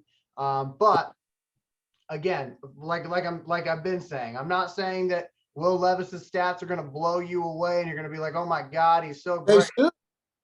They're still decent though, given the fact that he's got literally nobody protecting the poor guy. So, and he's still winning games despite that. And again, if you're going to be a top draft pick, chances are you're going to a team that's not going to have everything together. It's not going to be all, shiny and nice when you get there. That's why they're drafting in the top of the first round. So obviously we have a good offensive line though, so that would be nice for him. But I also think Hendon Hooker, for me, that's still the guy. And we'll see. We'll see what happens. If Georgia makes him look like a Heisman Trophy candidate or if they make him look like a bust, we'll see. But if Hendon Hooker beats Georgia, he's no longer in he's gonna definitely be first round. And at that point, I would say let's go ahead and put in who's our backup quarterback? I can't even think of the guy's name. Sudfeld. Let's go ahead and let's go ahead and suck for Sudfeld. I don't know, but anyway, we'll put him in there. Let's get that number 1 draft pick. Like, let's bring Hendon Hooker home because I don't want to miss out on that kid. I'm taking Will Anderson first. Well, I mean, yeah, Will Anderson, but then we gotta work it out somehow, some way to get a couple more draft picks. So, but hey, we've gone on for a super long time. We've gone on for a super long time. Bobby looking tired. Nate's eating. I'm hungry. So here's what we're gonna do. I've been up since four this morning, brother. Yeah, I know. I certainly understand. This is by far. We're gonna go ahead with our sponsors here. Nate, if you want to take this for us. Okay. Again, everybody, y'all know, sponsorships. Let us help you. We will continue to promote your business while you sleep, promote your business while you work, promote your business while you're not promoting your business. We will be doing that for you. Anytime somebody goes back and we look at one of our videos, they will see your business. So it will be constantly being seen over and over and over and over again. It will be constantly heard. So again, you're talking about tens and thousands of different people between the 4 of us, not including, our Instagrams and YouTubes and so many different things. But just off of our social medias alone, you're talking tens and tens of thousands of people, you know, and our football groups and things of that nature. And you never know who's inside these groups that your product may catch their eye. So use that. Use this advantage. Let us help you. And, you know, the first way we start is, you know, you can sponsor that whole show. You know, that's $100. That's 5 mentions of your product throughout the entire show. And as you see, I think today we went roughly almost 3 hours. I think this is the longest show we've ever done. So, you know, and in shows like this, you most likely would have had more than 5 mentions. You know, probably at 10 mentions, 12 mentions. You never know, but the minimum you will get is 5 mentions, and that's the sponsorship for that show, which is $100. And again, we never go less than an hour. So 5 mentions, no matter what, you will always receive that. Now, to appear on the show, if you want to be part of the meeting, you want to be a part of the show creation and the background and see how we prepare this show and the things that we talk about, and you want to be involved, that is $80. Hey, if you think, hey, that you know this and you want to be a part, hey, put your money where your mouth is, you know, join the show. Now, if there's a segment that, hey, we might have done, as you see, our schedule changes. So we have multiple segments. We try to keep them in order, but sometimes some things get pushed out. Hey, if there's a segment that you love that isn't or hasn't been mentioned in a couple of weeks, hey, you can sponsor it. Or if you just like one particular show, if you like the merch alert, if you just like the contest, if you love Reggie's Behind the Numbers, if you love our prospect watch, Inside the Den, the Stupid Boy, whatever it is that catches your attention, you can sponsor that one segment. That one segment is $60. And we will say, hey, today's merch alert is sponsored by blah, blah, blah, blah, blah. Bobby Bless, take it away. And then Bobby Bless will turn around and say, hey, thank you for sponsoring this segment. And it was sponsored by blah, blah, blah, blah, blah. So that it was sponsored by the On the Hunt podcast. There you go. There you go. That's automatically 2 mentions. So again, y'all, hey, take advantage of it. Let us help you. Let us help you while doing something that we love. Hey, and that's sponsorships. Elijah. All right, so we're going to go contest information again, and then we're going to go closing remarks so that Nate can finish eating his steak and me and Bobby can go to bed. So here we go. We have got ourselves a beautiful looking poster there. Nice looking Detroit Lions, looking very fierce up there. And that could be your poster, okay? It could be up in your living room, your man cave, your she shed, whatever your situation is. I should have kept it for my house. That's what I. He might just do that too. You never know. You never know. So hey, if you want to win that poster that Bobby is showing you there, it's 24 by 36, by the way. That's the measurements for the poster. We need you to like this video. We need you to leave as many comments as you possibly can on this video. We need you to subscribe to the YouTube channel, and we need you to follow us on Instagram at Elijah Winfrey Studios. So if you do all those things, your name will get on the wheel. And remember, you want to get on the wheel as many times as you possibly can. So again, remember, like the video, comment, subscribe, and follow us on Instagram, Elijah Winfrey Studios. It's the only one on Instagram called Elijah Winfrey Studios, so it should not be too hard to find. But there is another Elijah Winfrey. There is. Yeah, but you guys are not brothers. The one guy's my complexion, and you're not. Well, So funny enough, I've actually done an interview with the other Elijah Winfrey. And wow. I did an interview with him years ago. Super cool guy, raised a lot of money for autism awareness. He's a professional golfer. So, but yeah, no, we don't look anything alike. But, you know, again, it's Elijah Winfrey Studios on Instagram. Make sure to follow us on there, because Bobby and Nate are going to be making sure that studio Instagram looks as good as it can, because I suck at it. I'll just be honest. So, hey, closing remarks time. We're going to go over to Nate for your closing remarks, my friend. Let's just, again, man, trust in what Brad Holmes is doing. No, the season is not going the way that we wanted to, but that's sports. Nothing goes the way you want. You can have an idea of thinking the way something's going to play out, and it never plays out that way. whether it be in sports or whether it be in life. So let's just go ahead, let Brad Holmes continue to do what he do. Don't pass judgment until we have that product. Give them 3 years. This is the second. Let's see what goes on in this next draft, because again, he's taking over for the smartest guy in the room and fat baloney. So, y'all know where we came from.